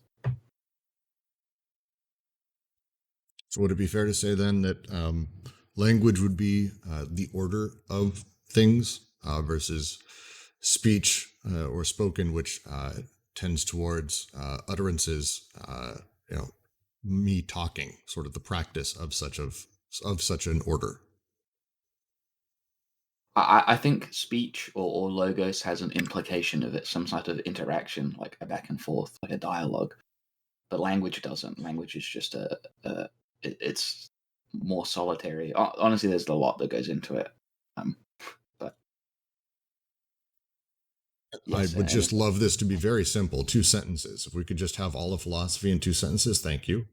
I think there's I kind of disagree about the Heidegger reference, because I think when Heidegger talks about logos, the basic thing he's referring to is he says that language is apophantic. It makes what is spoken about visible. Now, in this analysis, the sense is not visible. It's in fact on page 20. It says we have to infer it. And he says, and he likens the search for sense as like the snark hunt, So it's something that's not visible. And I think there's the idea within, from what I could gather from the denotation, signification, manifestation, there's a kind of language is creating images of the thing that's being spoken about. Whereas the sense is something we infer, something that's kind of given off. And I think in this sense, it's like the effect. It has the same sort of what's the word? Existence. I'm trying to think of the right word. Also, inherence. I think Deleuze says as an effect. So I think it's not visible. That's what I would say. No, I really like his the way that he uses the Mobius strip here. And I mean, we had questions about this last night. I think I like my interpretation. Obviously, I'm partial to myself. The use of the Mobius strip here by saying that sense and proposition operates like that, where it is only by breaking open the circle, like a Mobius strip, unfolding and untwisting, the dimension of sense appears for itself in its irreducibility. When a Mobius strip is itself an unorientable surface, it's a fascinating little thing where on it at any point you actually can't place yourself in relation to the Mobius strip on the surface of it, because it kind of doesn't have an end, so it doesn't really have a center. However, by cutting it and placing it, you're actually able to do such a thing. Suddenly you can orient yourself and understand, here's actually where I'm at on it. I'm able to place myself in relation to other things. So the idea of the proposition being a Mobius strip, that inside of itself, sort of naturally, I'm not able to orient in the sense of, well, this is, the thing that matters within the sentence, the denotation, the manifestation, these signification. Instead, it's by breaking it apart, can I go, oh, wait, here's actually the thing and how I can understand it. And that's what sense allows us to do. Sense appears when we do such a thing. I like that allegory quite a bit, actually. And I do have to point out the line here at the very end of, I think it's on 20 midway. I copied it over. It's finally him saying himself that he is a transcendental empiricist. Only empiricism knows how to transcend the experiential dimensions of the visible without falling into ideas and how to track down, invoke, and perhaps produce a phantom at the limit of a lengthened or unfolded experience. Again, I really like the allegory of that whole thing. Sense playing that sort of thing that exists between these other items that in theory could continually loop back on itself. But yet we're able to position ourselves in relation to such a thing. It's kind of amazing.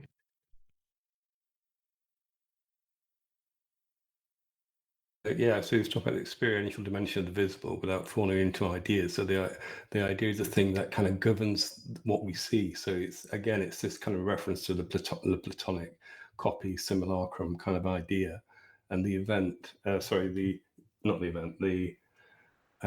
effect is that thing that is not subject to the idea. And he talks about this kind of thing being impassive, having an impassive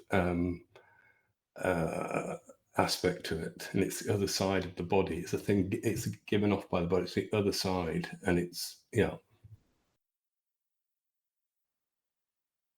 Once again, a linguistic point. On page 20, at the end of the first paragraph, how to track down, invoke and perhaps produce a phantom at the limit of a lengthened or unfolded experience. Lengthened didn't sound right to me, so I looked it up, and it's laid out. The idea is you cut the Möbius strip and you lay it out flat. So it's allongé. It can mean lengthened, but a Möbius strip, once you cut it and you lay it out flat, you're not lengthening it at all. You're unfolding it or laying it out flat. So lengthen is wrong, but it doesn't change anything. But it makes more sense now.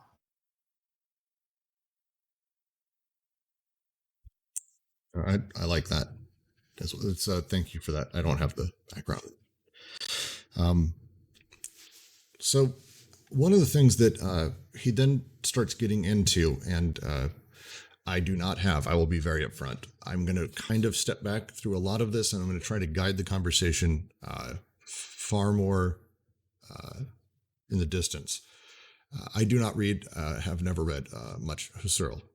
And at this point, Deleuze starts getting into the nature of the noema, the noetic, noesis, and all sorts of things that I've only started to touch on, actually thanks to Terence, but also I'm just dumb on this. So I'd like to ask a question here, and I'd like to take this, if possible, point by point, mostly through the remaining paragraphs, because the way that he talks in the paragraph at mid-20, Husserl calls expression, this ultimate dimension.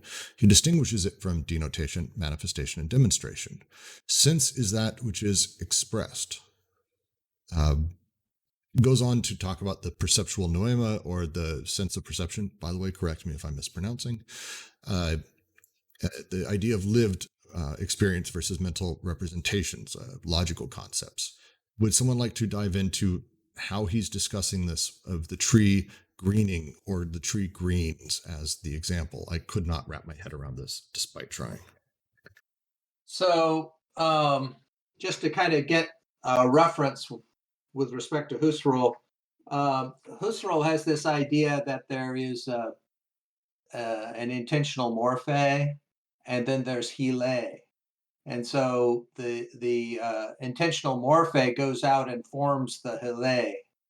But then he says, well, there's really noesis and noema. So noesis is more intentional morphe and less Hile, and noema is more Hile and less less intentional morphe. And so, noesis is kind of things like memory, cognition, all the different kinds of ways that we can use our minds to, encounter our experiences. Whereas the noema is the whatness of the things that we are looking at. And so Husserl has this idea of essence perception, in which he says that when we look at something, we perceive its essence directly. And so, he has this thing where, if you're walking through a jungle and a lion jumps out at you and you never saw a lion before, you would, according to Husserl, intuit what the essence of the lion immediately, and understand what it is that's attacking you. So, or the implications of the lion jumping out at you.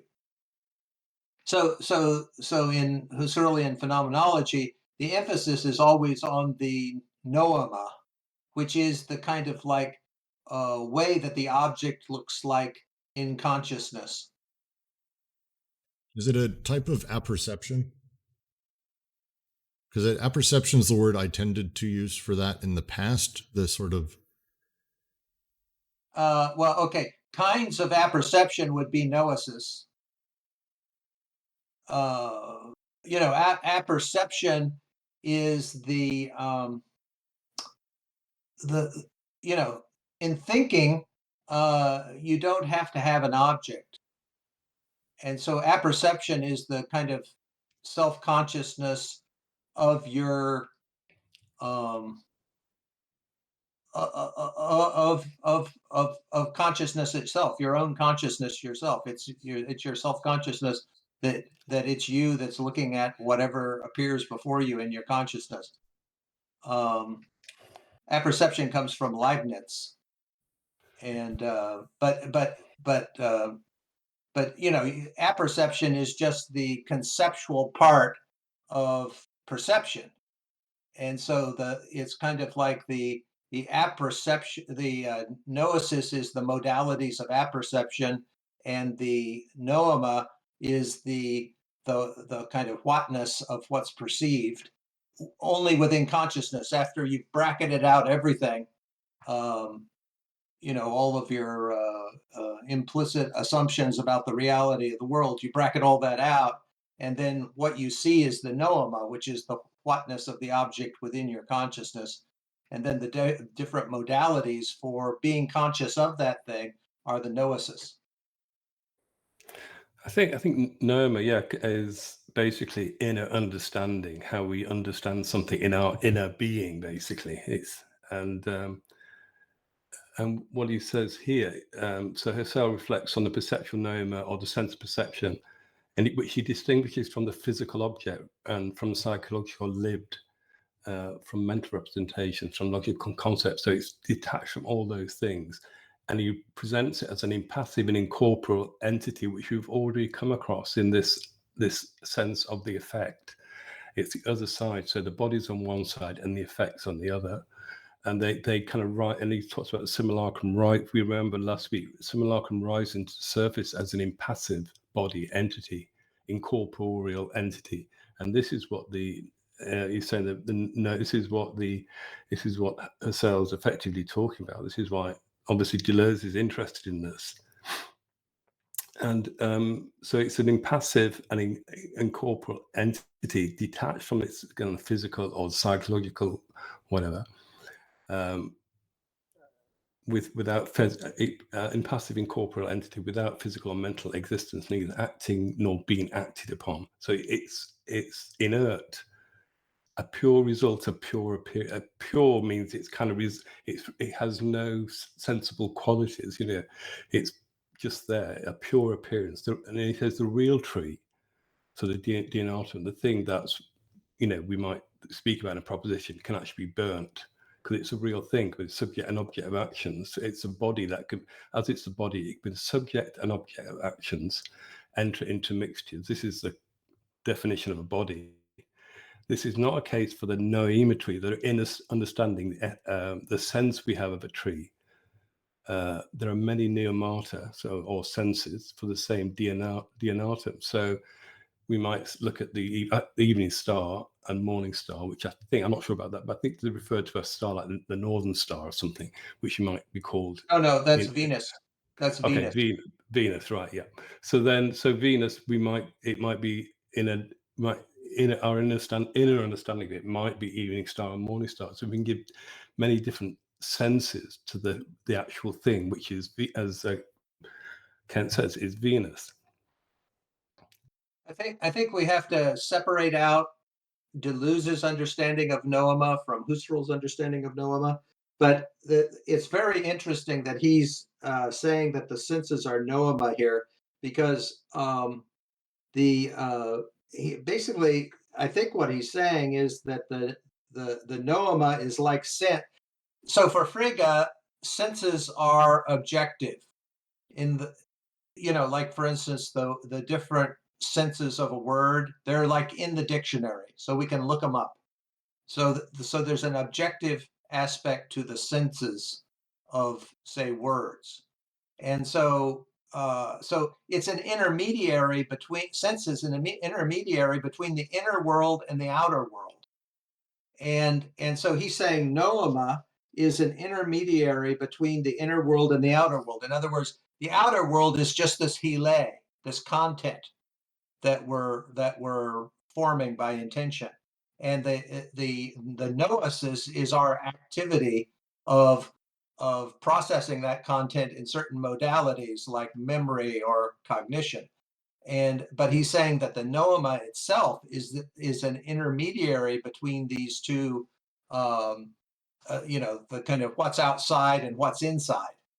And so it's quite interesting that he's relating sense to noema. So, to me, when thank you for that. My brain can't help but start connecting back to, Anti-Oedipus and some other stuff we read on the server, some of Watery's work even. Are we talking here about sort of an early version of the idea that a sentence is an apparatus that produces a thing, the bodies within it, the functions within it, but what it produces is sense? That is the sort of excess of the proposition itself that is produced inside of that. It feels like he's talking about the excess of, like, the sentence itself that is produced. Well, okay. So extra being of Myung is that would be that excess that you're talking about, and so he does relate that excess to of extra being to sense. So I think that's right. But like if we go back to the this classic thing about the Venus being the morning star and the evening star. So there was a time where no one had the idea that was a single planet. They thought it was two different stars, one in the morning, one in the evening, rather than one. So we know that it's one thing, the planet Venus, that's the morning star and the evening star. And so in terms of denotation, we're referring to Venus when we say morning star, and we're referring to Venus when we say evening star. But within our language and our perception, we see two different stars because they're at two different times. And that's the sense part, because we have this expression, the morning star and the evening star, but we really mean Venus and both. And so that's the difference between extension and intention with an S. I'd say the sense part is, even if you know that it's the same thing, the morning star has something morningy about it, and the evening star has something eveningy about it. So that's where the sense is. So Good point. You can say the morning star is the evening star. Before you didn't know that the denotation was the same. Now you know the denotation is the same. The initial significations have been linked up into new series of implications and inferences and deductions, because the scientific study has shown that it's the same star. But even so, the sense of the two expressions remains different, and it's not psychological. That's the thing. It's not inner. It's, as you said, on the link between the inner and the outer. It's objective for Deleuze, in the sense it's the sense is present in language, and at the same time is said of objects and states of objects in the world. So, well, I've got a way of thinking about it as intuitive, but it's probably wrong, strictly speaking. Like nowadays, people talk about qualia and zombies.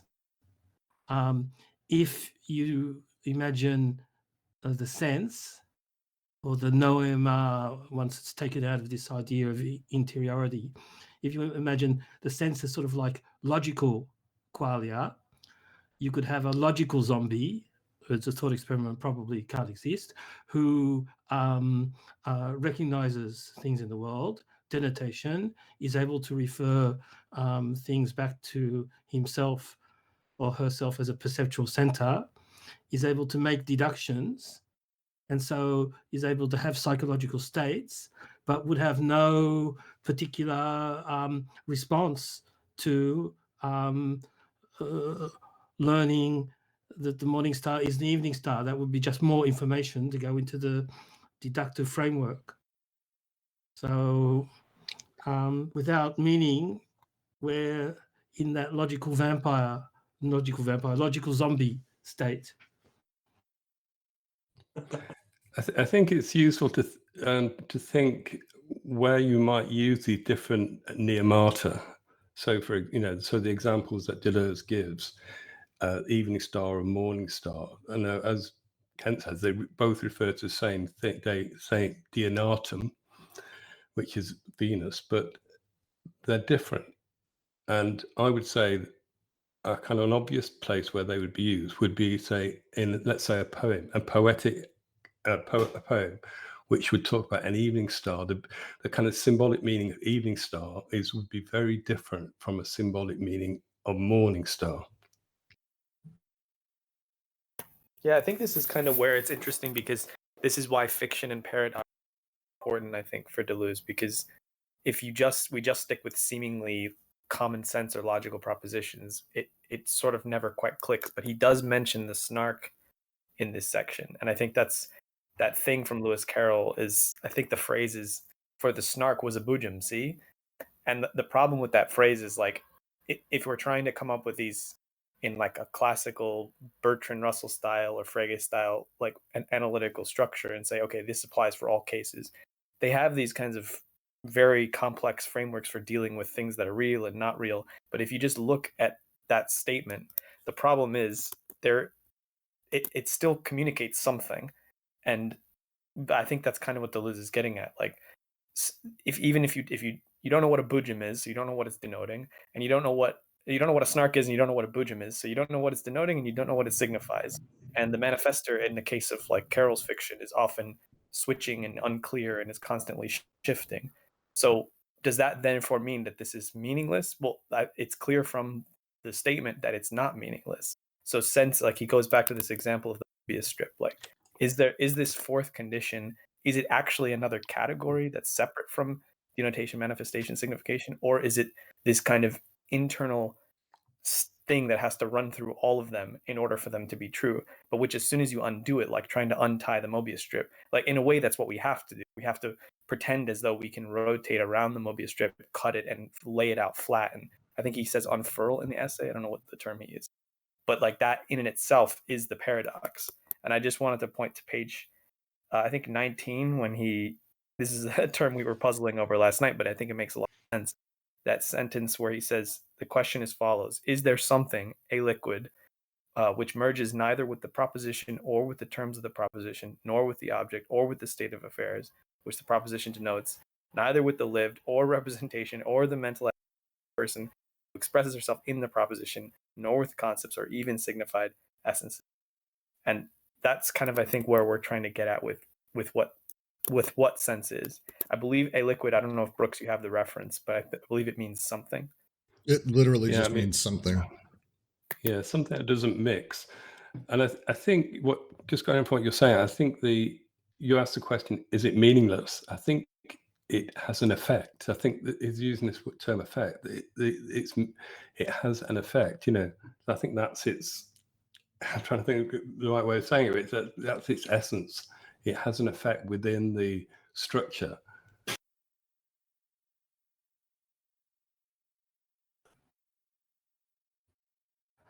I think, to go on with Derek's other point just before about the work of art, that I use the expression objective qualia, the linguistically objective existence, for sense, because I was thinking of later in What is Philosophy, Deleuze translates or gives us equivalent to sense blocks of percepts and affects, which are not perceptions or affections in the personal sense. They don't belong to people.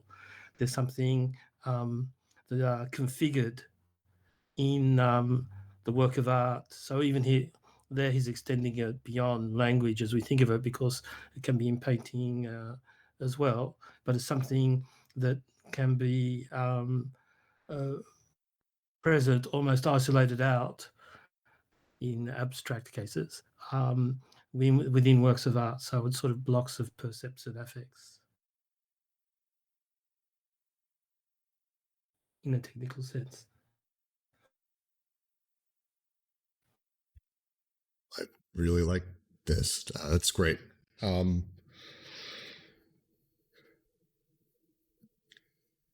actually think that might be it. That's the entire section. So overall, let me try to sort of encapsulate. You guys just did this for me, so I kind of don't want to even step on it. I feel like I'll be rewriting something immediately after everyone wrote what I just want to write. I'm just going to shut up now. Any other last comments? Anything anyone wants to discuss about this? Any questions from those who are here who maybe are missing a point, are confused about a thing? Now is the time to ask. Well, I Yes. think we should look at this sentence that says, "Could phenomenology be a rigorous science of surface effects?" Is a question. So there a lot of people say that transcendental empiricism is not phenomenology, and so he's raising the question here about what is the relation between what he's doing and phenomenology. I think the reason he says that, obviously, because phenomenology it developed through extreme description of the surface of objects. That's the way in which it developed. So I think that's a kind of literal statement, that last sentence, I would say. I think it might be useful to kind of talk a little bit about the way in which the difference between the use of a verb kind of expresses this, the noema in the end of that paragraph at the top of page 21. And I think it would be useful to go through the following paragraph, because I think he writes a Mobius strip of sense, I think, within, that's what he's trying to do in that following paragraph. So it might be useful to look at both of those, perhaps. Yeah, I think the use of the Mobius strip is very interesting because we're reading Sex and the Failed Absolute in the Zizek reading group. We're just starting that section where he talks about the non-orientable surfaces and the Mobius strip.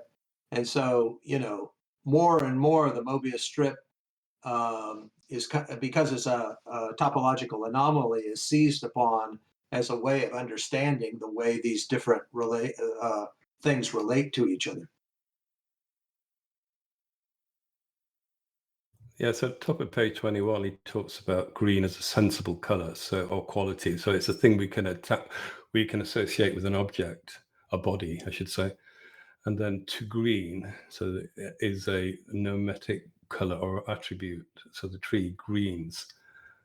And he said, is this not finally the sense of the color of the tree? Is this not is not the tree greens its global meaning? So rather than the tree is green or whatever, is the tree greens, is it a kind of universal meaning he's suggesting there is here? Well, so to say that sentence another way, because it's just to make sure I'm grasping kind of what he's saying and what we're not talking about. The idea of green is the color that we, like if I say, hey, it's green, I just say green. Everyone's got a slightly different version of that, but we kind of get the idea of the color or attribute of green, sensible color or quality. To green becomes the noematic color or attribute, the doing, the being of being green. Kermit the Frog, being green, wrote that song.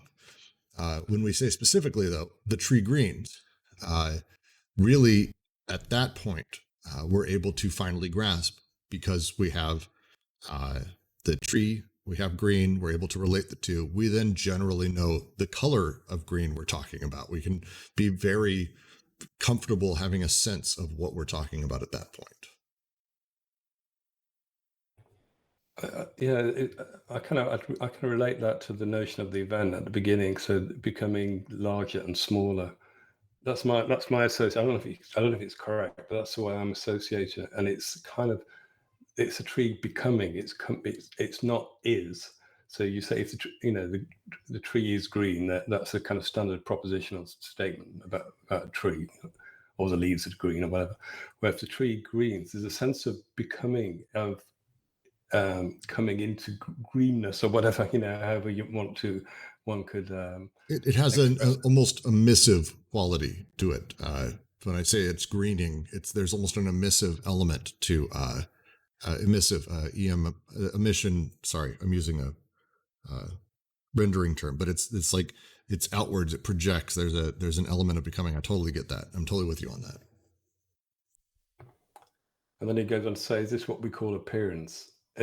Sorry, that which we call appearance anything more than a surface effect? And from that statement, that sentence, comes the final sentence: could phenomenology be this rigorous science of surface effects?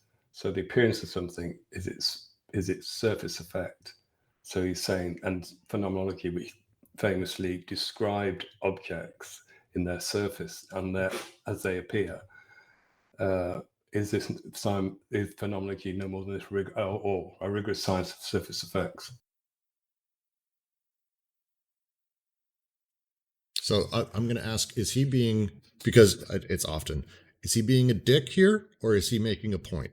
Because either way, I could see this. If it's him, haha, phenomenology just turns out to be this sort of stoicism, haha, or is it him actually trying to make the point of like phenomenology has this? This is really what they're talking about. Well, I think it's like an event. It could be true and it could be false. It could be. Sorry. It could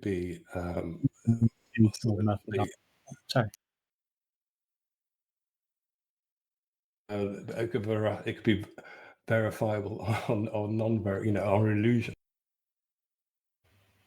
I'm having computer problems. I didn't mean to cut you off, Derek, but to Brooks, it's a reorientation of phenomenology, right? It changes the way the methodology of it is being used and puts it into a different relationship with logic and sense, which also has a reflexive relationship with writers like Russell or Frege. So he's basically changing the way those two function and bringing them into relation with one another.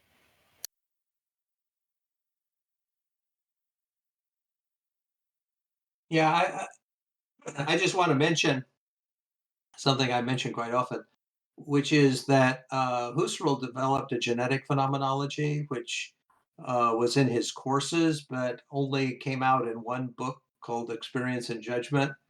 And so, Heidegger and Merleau-Ponty and Deleuze are all um, taking various elements from the genetic phenomenology to develop their own points of view.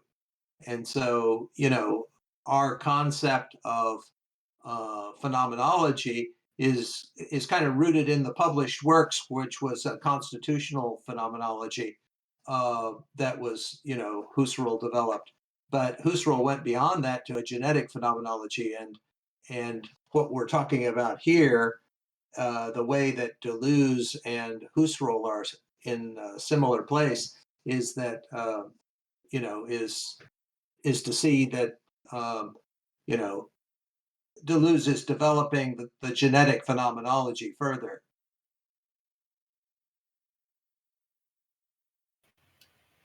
That's always tricky, right? Because I think he's doing something a little bit different than phenomenology, especially because like if I would think if you said to like a phenomenologist, you just work with appearances, right? I mean, from a Platonic perspective, that's a backhand. But if you take phenomenology in this regard and expand it outside of just like consciousness itself, right? To this point that I think the relationship with logical propositions gives you, all of a sudden we're talking about now we've got a way of talking about expression that takes phenomenology and allows it to have this relationship with bodies. But in doing so, right, we're changing a lot about phenomenology. So I like your point about the genetic phenomenology, but there's a I mean, it's kind of classic Deleuzian trope, right? It's almost like we're leaving phenomenology through phenomenology. Well, it's like it's the same thing he always does. It's they're not going far enough. Let me take it even further, or let me take them from behind, as his joke was. But like, so I again, I'm not super well read in phenomenology, but it is essentially the idea and study of how a subject experiences the world and what that sort of structure of consciousness really is. Am I far off in that? So It's also I how think things appear. Right. The from my perspective, how I sort of see things and the phenomenons I experience, the way that I take those things in is, and I know there's a shitload more than that, but that's like, top line. And if that's the case, like that top line sort of understanding, then we're talking about him saying, as he said here, look, this proposition, the way that we make sense of it is not through the literal pieces, that there's some other thing that is actually part of that, and that no sentence can just exist sort of in a vacuum based on these three things, that instead we also have to have sense, which is that fourth dimension. And this would be basically saying that, yes, phenomenology just didn't go far enough in saying kind of what these objects are, and he's kind of putting them in a new light. I mean, I know, like, sorry, go ahead. So I think we kind of have to.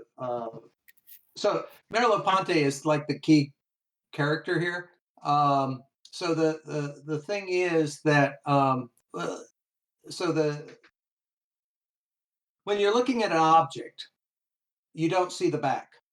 So Husserl said that when you see the object, you infer what the back is of that object, and then you could move around it and see that back, but then you're not going to see the other back you were looking at before.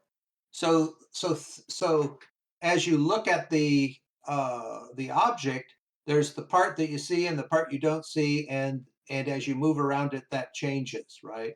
And so this became, for Merleau-Ponty, okay. So Husserl used this phenomena of not being able to see the back of the object, but having to infer what that back is from what you do see. He uses that in order to construct his theory of intersubjectivity. And he said, okay, we don't see the other consciousnesses, we don't see what they see, but we can infer what they are by our own experience. And so he took these two things, intersubjectivity and not seeing the back of objects, and conflated them in his theory in Cartesian Meditations. And so then Merleau-Ponty kind of dives deeply into that and the perceptual aspects of what we see in the world and what we don't see in the world. So that's why he's concerned with the visible and the invisible, because in the world, there's all kinds of things that are invisible that we have to infer from what is visible. And so transcendental empiricism of Deleuze is kind of taking that path even further, of trying to understand what is the relationship between the visible and the invisible things. But the difference is that Deleuze doesn't mind making metaphysical presuppositions about that, whereas both Husserl and Merleau-Ponty tried to bracket the presuppositions and just look at the phenomena itself. Whereas Deleuze is willing to say, hey, there's desiring machines out there. So so that's how it's the same problematic that the different people are approaching in different ways. Yeah, I think it's right. I think that sentence, I think we can get too hung up on it. I think basically, I read it as either a joke or a kind of paradoxical statement that kind of comes out of the previous sentences. So I don't think it's kind of meant in the spirit of Stoicism, I would say, in the sense of being a kind of paradox. It feels like a thing he'd say with a wry smile, kind of thing. Like, exactly. Yeah. I was going to say, Derek, I actually think you weren't wrong in your initial statement when you said you kind of inferred the words no more. But I think you're right that there is that kind of wryness about the statement that it's not that he's like the move that people have said. He's always bringing things to their own autocritique, right? So he's not saying this is all bunk and there's no use in it. He's saying, well, phenomenology describes something, but what does it describe?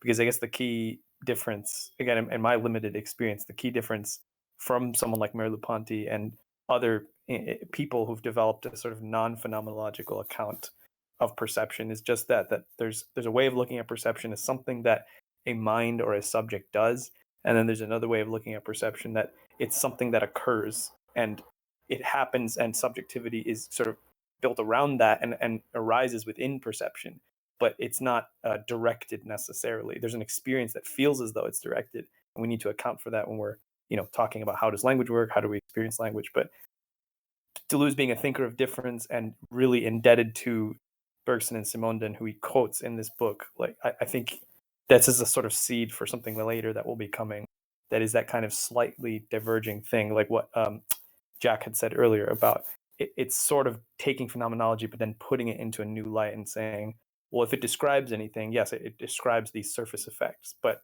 if we just stop there, like there's more to it, I guess, is how I'm reading. The point I'm trying to get at that I hope isn't getting too lost, which is like, even in what Ken said about Merleau-Ponty and that, right? You're still talking about kind of bodies in terms of the visible and invisible, and then consciousness in terms of like what would be kind of invisible except to consciousness, right? I'm probably oversimplifying it quite a bit here, but I'll risk it to make the point that with the introduction of logic in this sense, and this is not to say phenomenology lacks logic in that, but this is to say more so that by working with sense in terms of expressivity, right, and therefore using sense to connect words and things, to really probably simplify it, right, if we're connecting the events in terms of their incorporeal effects, which are expressions of bodies, right, so you've got expressivity there, and now you've got that crossing over, so that expressivity of the event and that of the corporeal, right, this is now crossing into language where we have a kind of corporality in terms of signification of that, or more so like I think it was declension was the first one we talked about. Denotation, there we go. In terms of denotation, where we're talking about bodies and that. But by adding this element of sense, what Deleuze is, I think, really after here is he's creating an ontological relationship between language and things and building that out so that language itself, in terms of propositions and that, has a capacity of becoming, which is reliant upon sense as expression. And this move, I think, builds out in ways that, go back to Foucault's Theatrum, right? Foucault argues that this book is like the other pole, right? So if you have Merleau-Ponty's phenomenology of perception, logic of sense is like the polarity opposed, I don't want to say opposed, in contrast to it. And I think that's part of what you're getting here. Yeah, I think I'm slightly reluctant to call it ontological, because one of the things he says that he says that sense is not a being. He actually says that very clearly, and this is where he uses that term extra being, which is something that doesn't mix. I think the essence of beings in that kind of ontological analysis that, say, from Plato, is that beings mix in some way. I mean, what I would suggest, if we've got time, is to read the next paragraph, because I think it kind of sums everything up in that paragraph. If we could go through it and try to kind of get our heads around it, I think it'd be very, very useful for our understanding. I'd just like to mention that the kind of phenomenology that he's talking about here is really logical investigations. And logical investigations was a direct kind of reaction to Frege and Frege's criticism of Husserl. And so in logical investigations,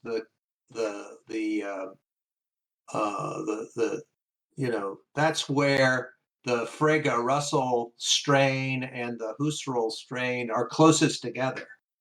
And that's where Husserl defines expression, because for Husserl, the meaning is a first-class object, and Heidegger takes this on as well. And so that's kind of the difference between Frege and Husserl, is Husserl makes meaning a first-class object, whereas Frege is more or less unclear about that. And so, Husserl makes that a kind of unifying theme under the rubric of expression. So, we have to be clear about what phenomenology. There's this whole history, but Deleuze is going back to logical investigations here for his key into phenomenology. Love that. Any last thoughts, Terrence? I'd love to get anything you might have to say as we sort of finish out, because I think we've said all that needs to, but I'd love to be surprised. The only thing that I was thinking of is the expression "the tree greens," because we saw that the event or the becoming is expressed by an infinitive, and an infinitive, probably you'd have to say the bare infinitive without to. So it would be the verbal base is another term for that. So to green, I know that's the translation of verdoyer in English, but I would take away the to.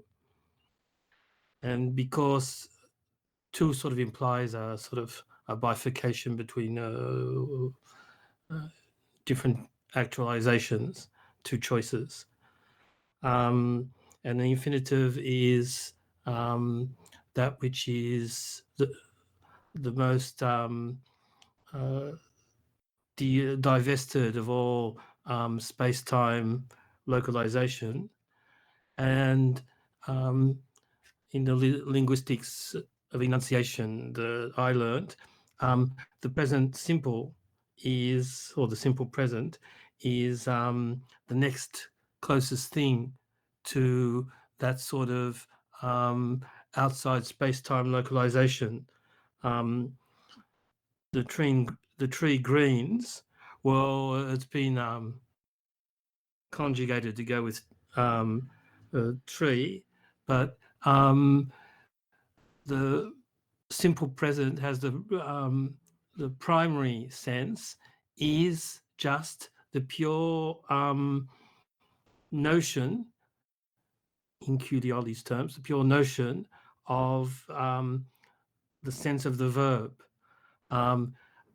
All the other values of the simple present, that it can express a generality, that it can express a law, that it can present a punctual action without any commentary, just saying he gets up, he takes the ball, he kicks the ball, he runs.